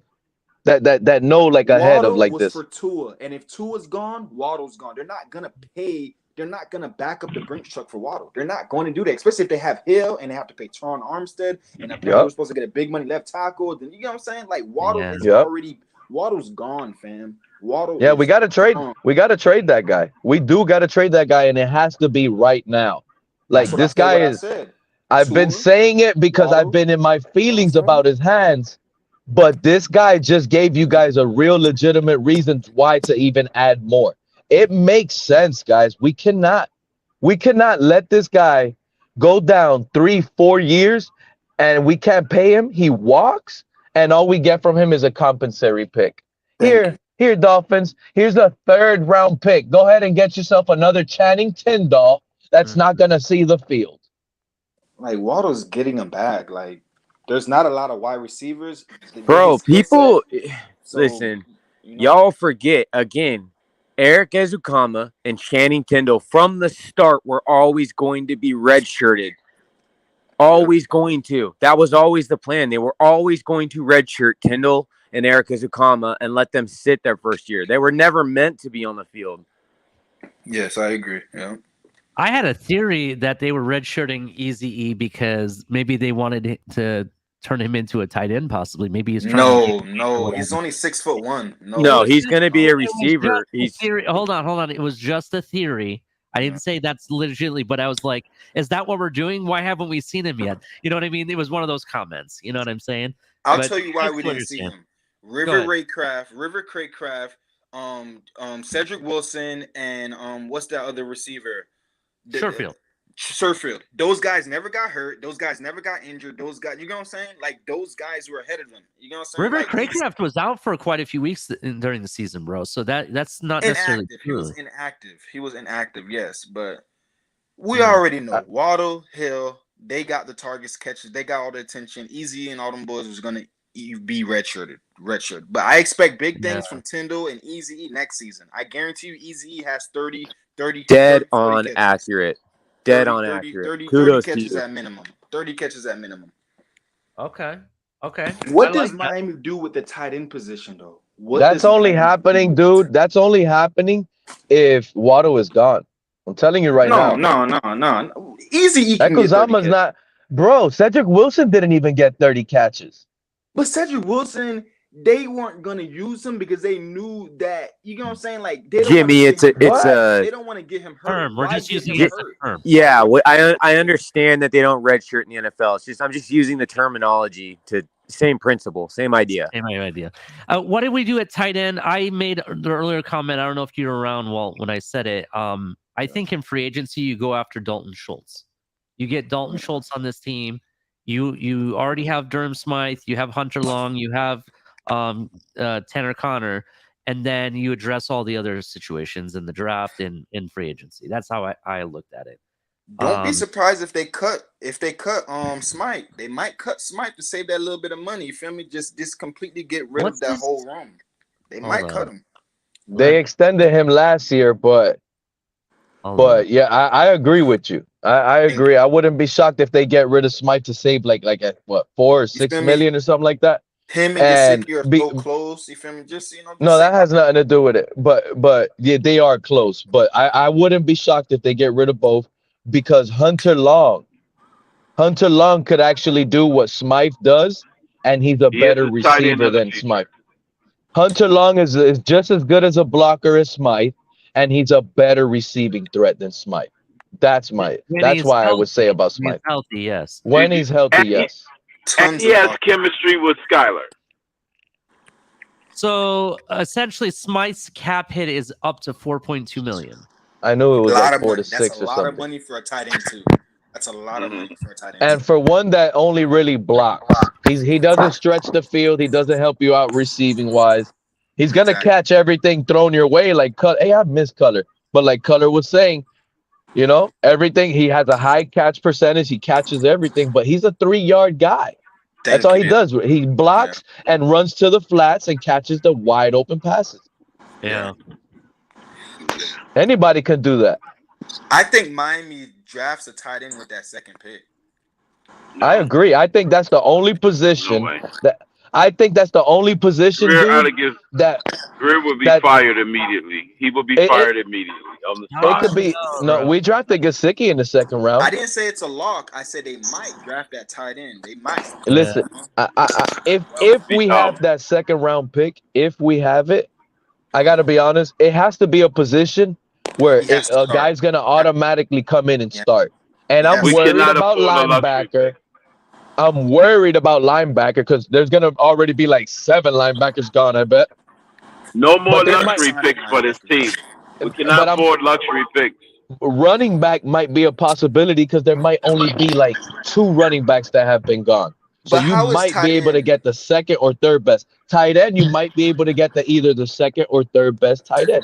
Hey, Ali, check your phone, your text. Tight end isn't a luxury pick in Miami because Miami led the NFL in having tight ends stay in and blocking with the tackles. Miami was number 1. And they also was least productive at that position. True, but if you get that Washington guy out of Georgia, he's almost never leaving the field because he's blocking and he's staying in for targets. So you're getting 800. How do you know he's going to get thrown to? But he's still on the field to help block. Miami just as good as that other guy. Yeah, but I mean, if you're trying to, well, you got to remember the tight end in this scheme. That's a fatal mistake. The tight end in this scheme has to be able to block to disguise, to get off of disguises. A corner? Who do you draft for the second pick? A tackle? That's if that pick is ours. Like I said, it will be rebuilding the cornerback room. The cornerback room? Yeah. You could probably get what, the third or fourth best corner. That's if that pick belongs to us by the time the draft rolls around. Is that guy going to be start? A run on corner. There's going to be a run on corners. I know, that's what I'm saying. They might draft like 6 I'm pretty corners, much right? guaranteed that pick is not going to be ours anyway. What'd you say, Ali? You can take that to the bank. I didn't hear him They trade back. Hold it down for a moment. We're not going to own it. Our team is not even going to own it. We're not even picking it to the 6th round. Oh my gosh. I see, because Crypto is we're gonna trade for Lamar Jackson. He's or all in Aaron on Lamar. Trust me, I'm all in on Lamar too. But you know. It makes sense. It makes sense to do it, but like Ross wanted him. Adam Gase said no. Adam Gase said I'm not gonna coach him. And Greer said he doesn't want to draft the running back as a quarterback. Oh, Greer said that? Yeah, that's what Greer was. That was throughout. That's before the MVP. That's before he threw 5 touchdown passes on us. That was during the draft. That was why he didn't want Lamar Jackson. Ross wanted him, like you said. Bro, Ross, man, he wanted him, fam. Crazy, man. That's why after the Lamar had beat the Dolphins on that post-game interview, he turns out and he says, he said, 5 touchdowns or something. It was like, not bad for a running back. Those were words thrown directly at Chris Greer. I know what I'm telling you guys. If the Dolphins do not win, that helped propel them to the MVP season. If the Dolphins do not win at least one playoff game this upcoming season, they have to win. Chris Greer will be fired. Unfortunately, he will be fired. It's literally win a playoff game or you're fired. I hope so. It's been 23 fucking years. Yeah, he'll be fired. They have to win a playoff game. And if they do not win, I'm walking away. If they don't win a playoff game, I've been loyal since I was a 7-year-old boy. For 3 decades, I've watched this team religiously for 3 decades. I'm drawing the line. I'm walking away. Next year, if we don't win a fucking playoff game, I'm walking away. Hey, Jay, if the Bills don't win the Super Bowl next year, I'm moving to fucking Miami. With the way, Pepperoni's gonna be like Roach. He's gonna get his Jaguars uniform. Y'all better watch out. No, I won't do that. I gotta walk away completely from that. Gotta walk away. Roach went to a whole nother franchise. He said, "I'm jumping on this train." CFL only. CFL. I'll watch college. I like Notre Dame, South Bend, Indiana. Not far from here. That's where the only Pete butt plug is from.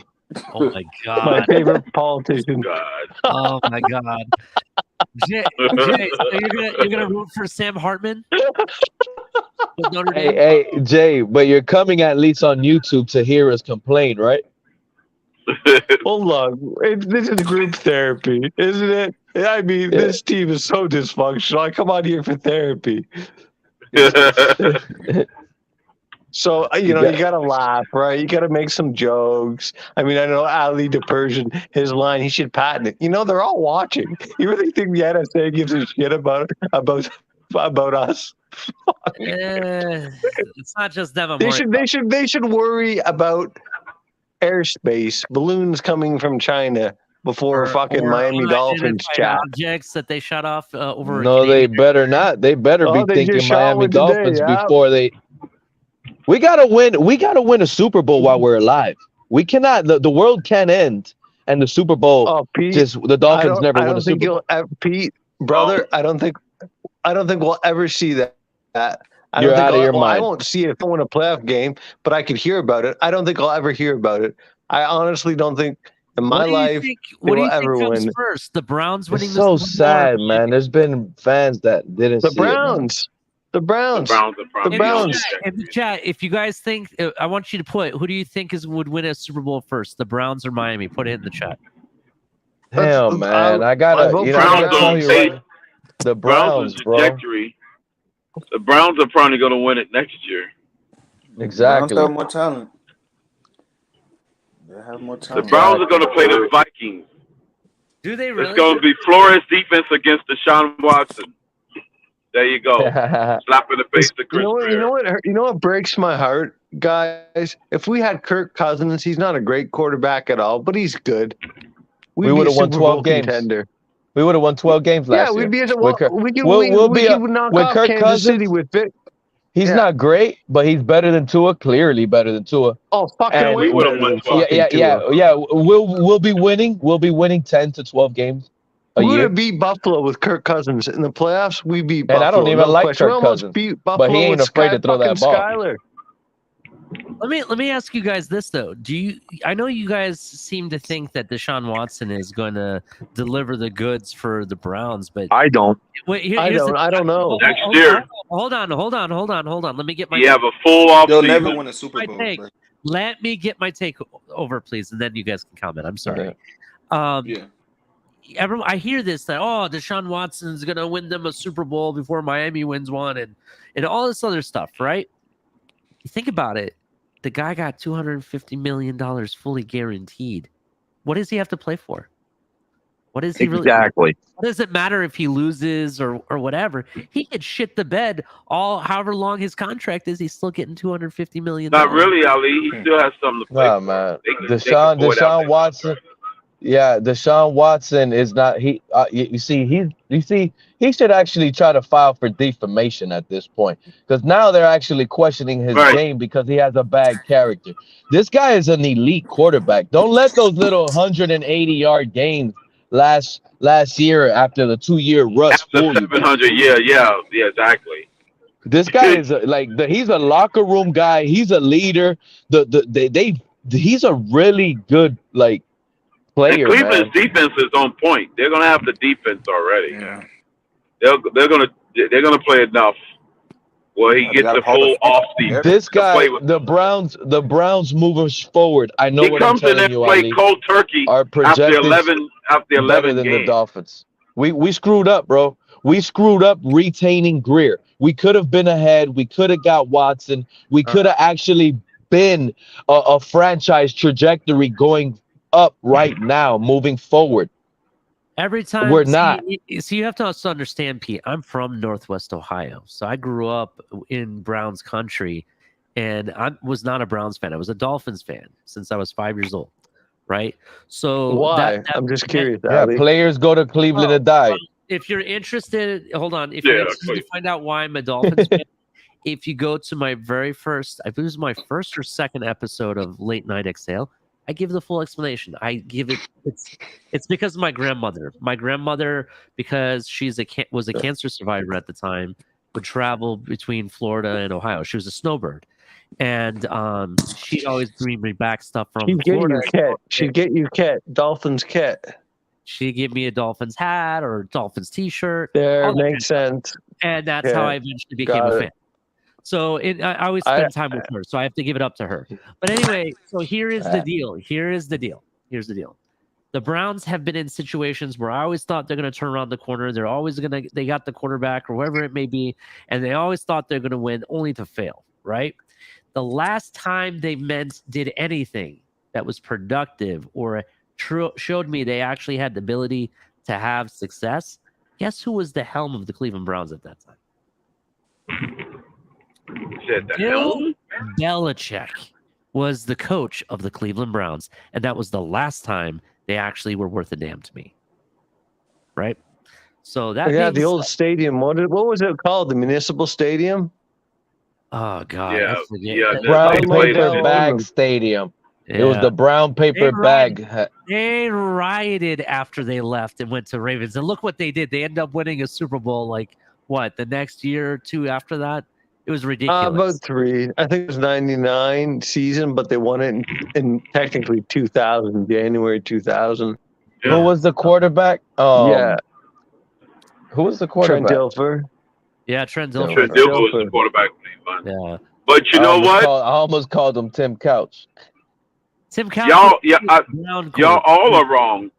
Go ahead. Actually, y'all all are wrong because technically. Hey, Ali, is your camera tracking your face? Hold on. Technically, the Browns. Is your camera tracking your face?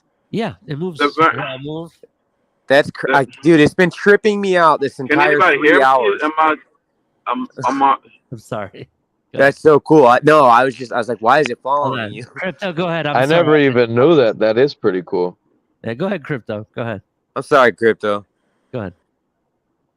Now I'm saying we're all confusing everything about the Browns franchise. The original Browns franchise has already won 2 Super Bowls. That's the Ravens. The Ravens are the old Browns. You got to forget to realize that. No, but it doesn't count though. It doesn't count. They already won their 2 Super Bowls. Why you say that? The Baltimore Orioles or something? But no, Baltimore Ravens. That's what he's talking The about. Baltimore Ravens are the old Browns. Yes, but they didn't have the same personnel. Most of the players from the Browns personnel, they either got rid of or signed new players, bro. It's not the same. It's like they did. They everything transferred over. Miami to England, and we're only gonna keep like 4 players, and then we win it. It's not the same, bro. It's not the same. It's the same. Oh yeah, they had enough people in management that came over, that crossed over. That's like the Seattle Supersonics becoming the Oklahoma Thunder and then winning a championship. It wouldn't be the same to say that the Sonics technically. No, but I'm just saying it's their franchise. I understand what you're saying. Yeah. The franchise is still the same company because they changed their name and all that. I get it. I completely understand. But to a football fan, it will never be the same. Especially, you tell me if Miami and Jim Ross decides, you know what? Fuck Miami. I'm moving the team to Costa Rica or Brazil, right? And they end up winning a championship in Brazil. Do you think that is Miami winning a Super Bowl or whatever it may be? No. Vicariously, yes. Well, I'm sorry. In my opinion, no offense to you, Crypto, but it's my opinion that there's no way living vicariously in the NFL. There's no way to do that. Just saying. Actually, well, what about the whole Oakland, LA though? Same state. You could make an argument for that because it's same But that's state. different. The original city got the team back. If the original city gets another team back, all bets are off. Well, the Rams did. They moved back and forth. True. They won in both places, St. Louis and they won in Los Angeles. That's actually a fact. That's true. That's true. They won in both cities. But their name was always the Oakland Rams. too. So I never. Now this is getting crazy. Did the Los Angeles Rams lose the St. Louis Rams Super Bowl since they moved, or do they still keep that? Like, what's going on there? They started off in St. Louis, then they moved to LA, then they went back to St. Louis and won it in St. Louis when they were there. So that's what I'm saying. So the St. Louis Rams, they won it with Kurt Warner. They moved. They changed cities. They went to Los Angeles. Now the LA Rams, they're in a different side, different stadium, everything. So the LA Rams only have one Super Bowl. That's it, right? The LA Rams only have one Super Bowl. As LA, but the Rams as a franchise has 2. Oh, the Rams as a franchise has 2. But the LA Rams only have 1. That's it. So they only have 1 Super Bowl. They're not going to be able to ever use the St. Louis Rams. They sold that department. They moved. They didn't want that. They can't carry that over anymore. What do you mean they can't? They It's still the lost same that. organization. No, that's BS. That's Same BS. ownership group. That's BS. I don't want to hear it. Same ownership group. Can I fucking say? No, they please? lost that. They went to a different city. They lost that. Real quick. Like, let's say that Oakland gets another NFL team and they call it the Oakland Bandits, right? That's not the Raiders. But what if Las Vegas changed their name and then Oakland started another team and they were the Raiders? It's always going to be the Oakland Raiders. Like, that whole city and fan base would identify and switch from Vegas back to Oakland. True. They will never. Las Vegas Raiders. They'll never change their uniforms. That's iconic, man. The thing is, to me, this is what's crazy. So I understand what Crypto's stating because technically the ownership was still the same and the organization was still the same. I get that, but they changed their name, they changed their team colors, the whole time. The other team, St. Louis. Yeah, they just changed their You're identity. just once your team Rams, regardless of where they won, they're still the Rams. And right, they're still the Rams, right? And Amicus is what he's saying. It doesn't matter if it's in LA, it's in Oakland, or it's in Vegas. They were the Raiders in all three places. Exactly. And all three places, they're still the Raiders. And they're still the same colors and everything. So that I can understand. But I cannot see Miami becoming the Britain, whatever it may be. I don't know, England, whatever, or London, whatever, if they were to move to London and change They're not going anywhere. Miami's not moving for at least 30 years. We got a new stadium, basically. This is all hypothetical, Jade. We're just talking They need to call us the South Beach Sharks. Now that would be some shit right there. That would be the South Sea Sharks. Well, they would have to move to Key West. Demon. Oh, every time. God. They could move to Key West. Move to Cuba. Yeah, there's still like, what is there, 8 teams that have never won the Super Bowl? There's like 8 or 9 teams still. That's sad. It's about 8 teams, something like that. I believe it's 8 teams, yeah. You know what bothers me about relocation is that the city of Houston, they lost the Houston Oilers team colors. Nashville, the Tennessee Titans, they have those Houston Oilers uniforms. Mm-hmm. That sucks. Pretty much. So Amicus, I like the powder blue. I like the powder blue uniforms. Yeah. Oh, I love those. The Houston Oilers uniforms, they were fucking amazing. The powder. Is that blue. with Warren Moon? Yeah, Warren Moon. Yeah. Dude. That powder baby blue. So Oh, I Amicus. love that. It's a baby blue. Yeah, it's more of it's baby blue, and it's not sky Baby blue. San blue. Diego or LA has sky blue. The baby blue, I love. So yeah, I love that baby blue color. So this is for Amicus. Manchester City. Manchester City has the same color. I love that Fuck color. Manchester City. Fuck that team. That team is Manchester City. Listen to this shit. So we all make a big deal about. I'm glad. I don't want to get into soccer too much, but I'm going to actually say something about Manchester City real quick. We make a big deal about Ross breaking these rules and shit and losing draft picks and whatever, right? What Manchester City is about to get hit with is unbelievable in sports franchise history of any sport, right? They just got caught breaking over 100 rules and regulations in their league that they in, right? 100. Not just one. Did they win? 2 or 3, 100 of them over the past 10. I think it's like 10 years. Now, this is the biggest part of it. What would the penalties be? People are saying that Manchester City may be demoted to like an example. It was if Miami was demoted from the NFL to USFL, bro.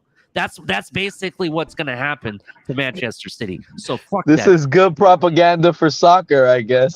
Yeah, so fuck that team. Fuck that. But anyway, I wanted to make this point real quick to Amicus while I have him here. So I've been talking about Super Bowl fails, and it surprises me. Bleacher Report has this rated as the #1 Super Bowl epic fail ever. The Buffalo Bills made their first of 4 straight Super Bowl appearances. Right. And in Super Bowl 25 against the New York Giants, the Giants were holding to a 20-19 lead with just over 2 minutes left in the game. When Buffalo kicker Scott Norwood lined up for the game 47-yard field goal. No good, right. Missed wide right. How does that make you feel, Amicus? I'll be honest with you. I rewatched that game was a few months back. Yeah. Because my sister is a Bills fan now. She's bandwagon. I've been a Bills fan for 33 years. But I was kind of giving her the history of the Buffalo Bills. And so we watched that game together. It's 33. Bro, it fucking made me tear up again, man. It's just fucking sad. But I'm going to tell you, you watch that kick. Watch that kick. Like the hand of God moved that football to the right. It doesn't even make sense, man. It's against all physics. I don't even know if it was that windy. It was in Tampa Bay, wasn't it? When that game in Tampa? Yeah, I think that was Tampa Bay. Yeah.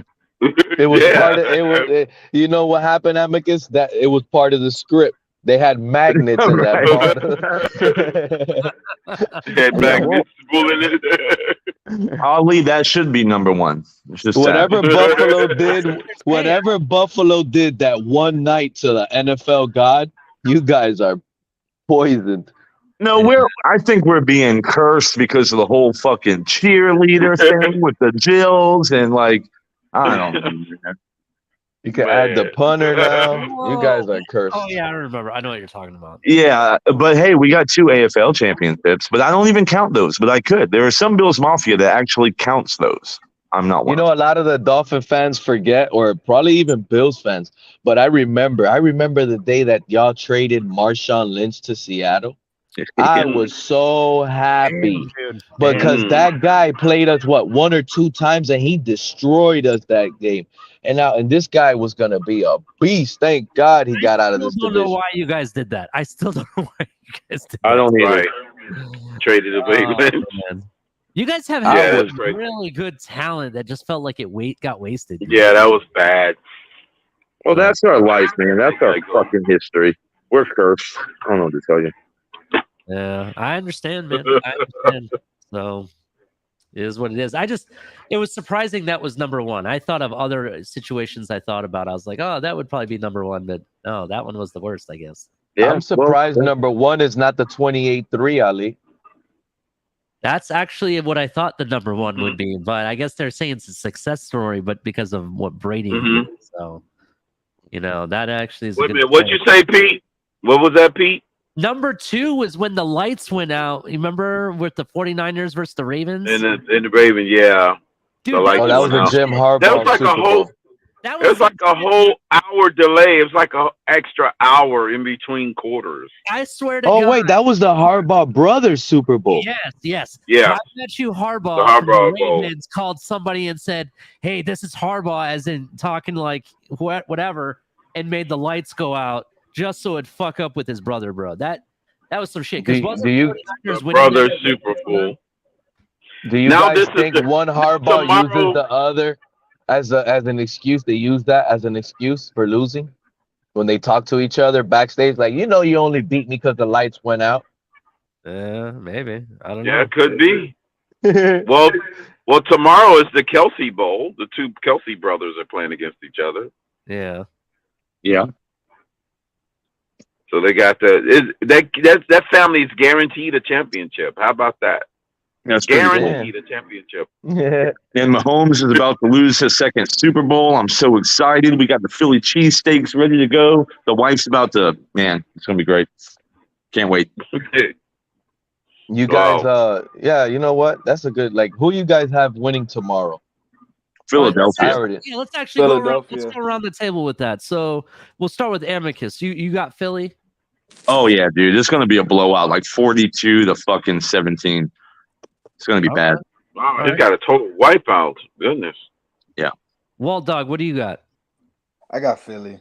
Philly? Okay. Crypto, who do you have? I say Philly 41-38. Gotcha. And then Pete, what do you got?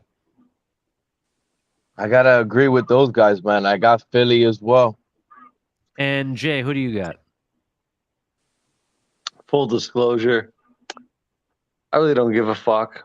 I'm so upset with the team. I'm still thinking of us in Orchard Park. We got beat. It really should be us, man. It really. Remember that Eagles player that came out? It was like, we should have been playing the Dolphins or something in the Super Bowl, but Tua ain't cut it out. Yeah. Like, it really should have been us, man. Yeah, listen. Maybe if we would have started Skyler, Pete. Let's a little bit sooner, bro. So Kansas City has claim to the NFL's MVP, Mahomes, right? Mahomes, a former Super Bowl winner, seems to get better every year. Every year he just keeps getting better and better and better and whatnot. So with that being said, I got the Eagles winning because nowhere in NFL history has the MVP winner won it. And I think it's going to be the same. The Eagles are going. That's what So let me give you my this. All things considered, you know what? This isn't politically correct, but I'm going to say it. I'll go for Philly for the brothers. There you All go. the brothers in Philly. You know, I'm still thinking of that guy. Remember that guy that caught the baby, and he said in the news. You can Google it if you don't believe me. I didn't drop the baby like Aguilar. Remember that? Do you guys remember Where was that? this from? There's a Philadelphia. Listen to me. There's a fan. You can YouTube it. He caught a baby. Okay, a brother. He caught this baby in the hood. There was a fire, and from the balcony, they dropped the baby. He caught the baby, and he said, "I'm not like Aguilar that drops the passes or something." Oh, So I'm Nelson gonna go with- Aguilar. Yeah, when he played there. I'm a really passionate fan. So you know what? I hope Philly, because they haven't won the Super Bowl in years. I'll go for Philly. And I liked Randall Cunningham. He played there years ago. Yeah, I liked remember Randall. Cunningham. He was one of my favorite.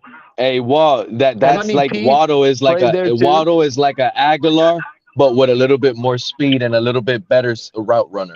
But they both catch the man, same I in a agree way with with you, their little Pete. chest and their Yeah. and their. They be dropping, man. I can't believe this guy, Yeah, man. We got to trade Aguilar. Waddle. Yeah, Waddle, he's about as solid as a soup sandwich when it comes to reliability. I mean, you got to get fucking Waddle. You don't know what you're getting with him. He's predictably unpredictable. I want to see that guy on every Right. punt return, every single kick return, and they don't do it. And that's where I think we would have at least won one more game last year. If we would have had Waddle on every kick return, every punt return, something would have No, happened. He the would have beginners. scored a game-changing Remember, they were trying to tell us touchdown. they're too precious. We can't put them out there. It's too risky. Maybe they're worried. Remember that argument we was having I'm not the arguing. preseason? Crypto, I'm not arguing with those clueless fans anymore. I've cleansed myself. That's what they were saying. We can't have these guys Okay. returning kicks. Just to clarify, because I got someone in the chat saying that what's his name? Kurt Warner. Kurt Warner won his Super Bowl in his MVP season. Chiefs That was the last one then. Patrick Mahomes aims to become the first player to win MVP Super Bowl in the same season this century. That's what it's about. So this century. There we go. Yeah. This century. Yeah, I'd be the Yeah, first and let one. me tell you real quick. Let me tell you, Jay. Let me tell you real quick why he won't win it. I'm curious to hear your thoughts. Everybody picked the Eagles on this panel, right? I will tell you. I'll tell you. I'll start first because I Okay. really want to answer this question. I think that Mahomes has the ability to win. The problem is that the Kansas City Chiefs, outside of Kelsey, have too many injuries at the wide receiver position that I don't think they can overcome those issues against a Philadelphia Eagles defense. And you have to remember who's still the defensive guru that is still behind the Philly defense, even though he's not the defensive coordinator. Vic Fangio, right? Vic Fangio. Here's the other part of it. That's nice. Is the thing is that Philly had, in my opinion, this is my opinion, have a more complete team than what Kansas City has. They have a better defense. They have even Goddard is a god at tight end, to be honest, in my opinion. And who the hell on Kansas City is going to stop AJ Brown? Tell me who's going to stop AJ Brown. Exactly.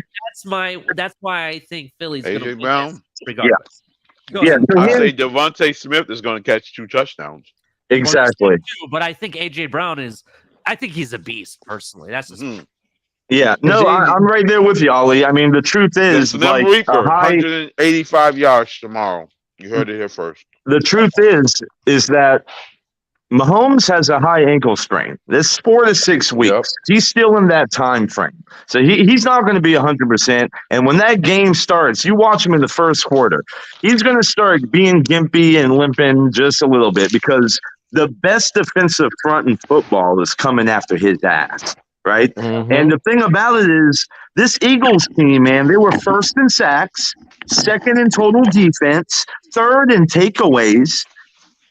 You have Hassan Reddick, who had 16 sacks, second to Bosa in the regular season, and leads the postseason with 3.5 sacks.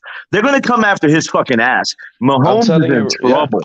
Yeah, I got. Well, they have 4 linemen with 10 sacks, first time in NFL history. Yeah, and to Four be D honest, linemen with 10 sacks. the only way the Eagles lose this game tomorrow is if Jalen Hurts somehow turns the ball over. If he starts fumbling, he only mistake, way. and if he throws Putting it a on the pick or two. short Because, field. but one thing I can guarantee, Mahomes is going to throw at least 2 interceptions tomorrow.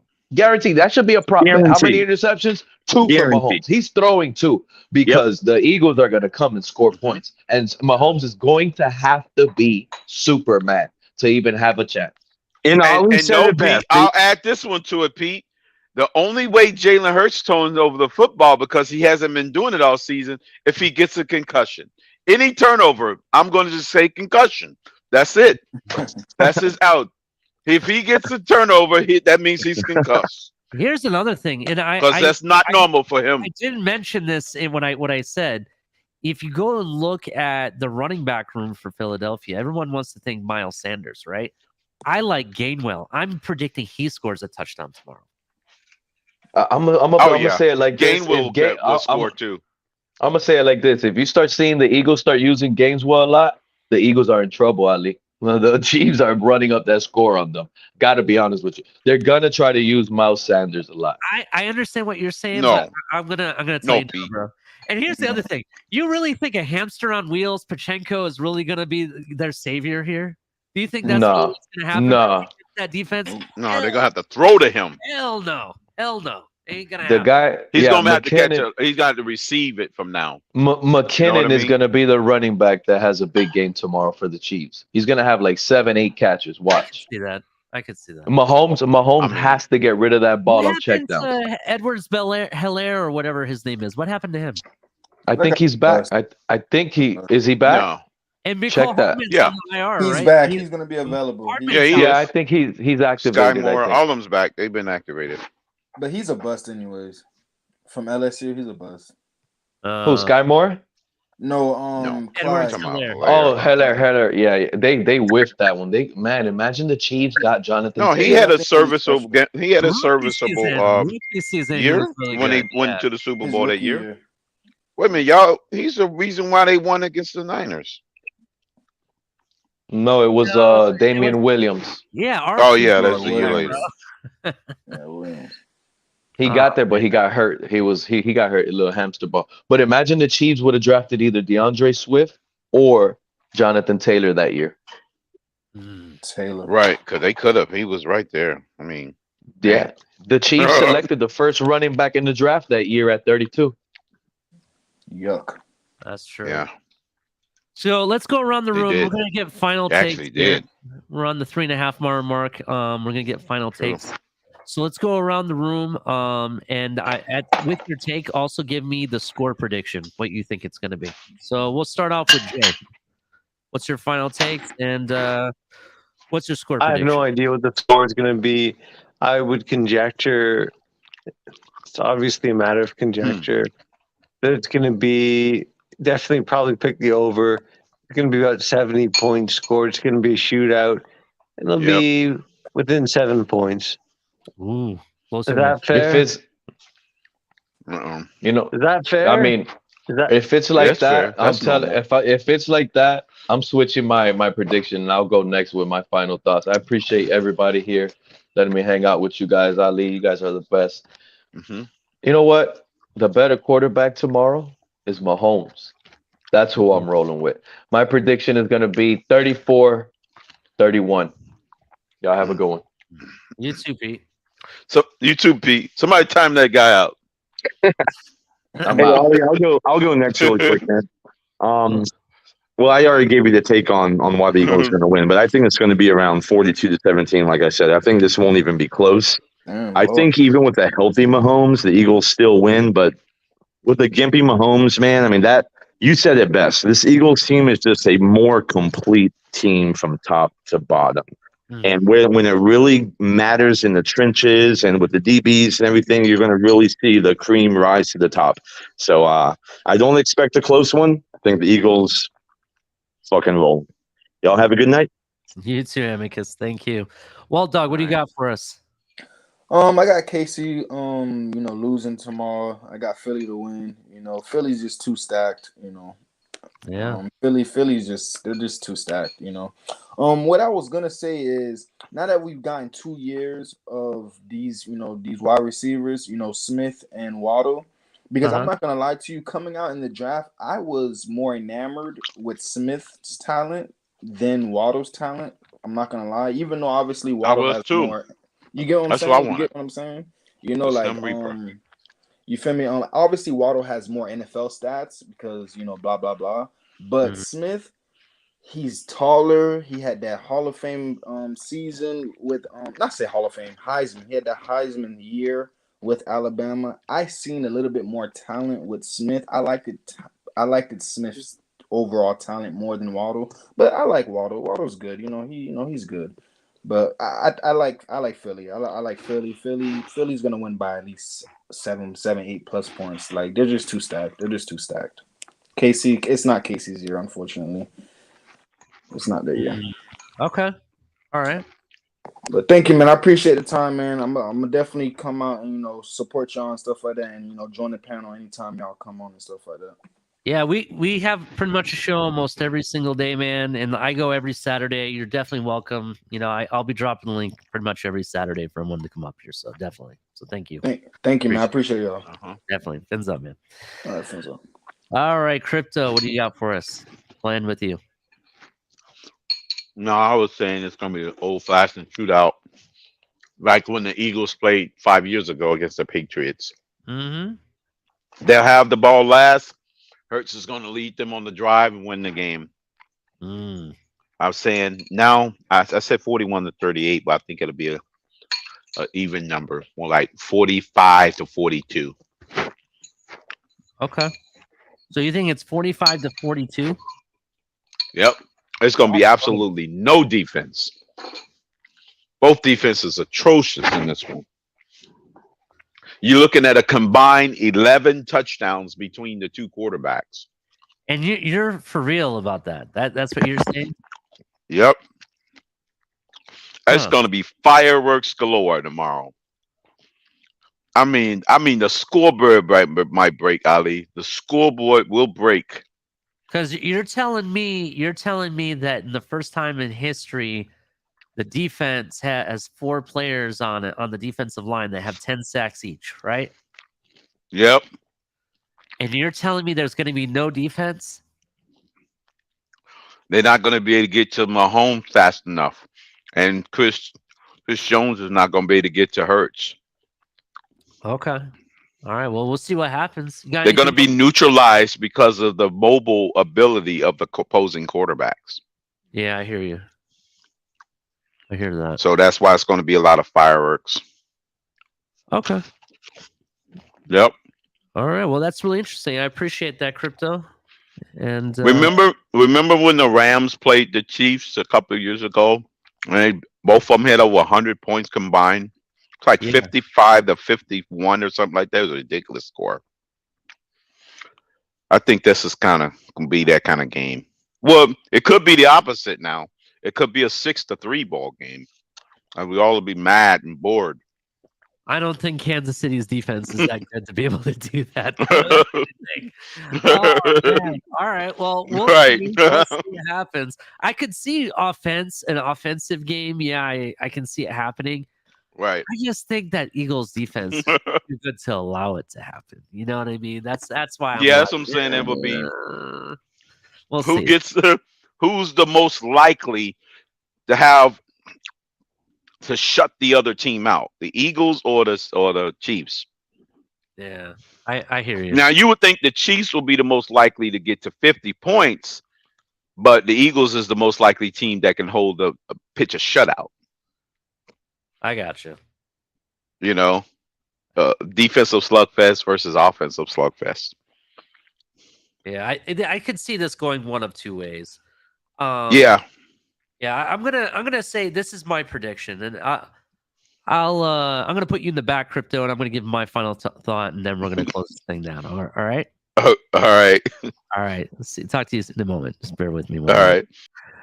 All right. So thank you for coming out and joining. You know, pretty much my last late night exhale for the next 2 weeks.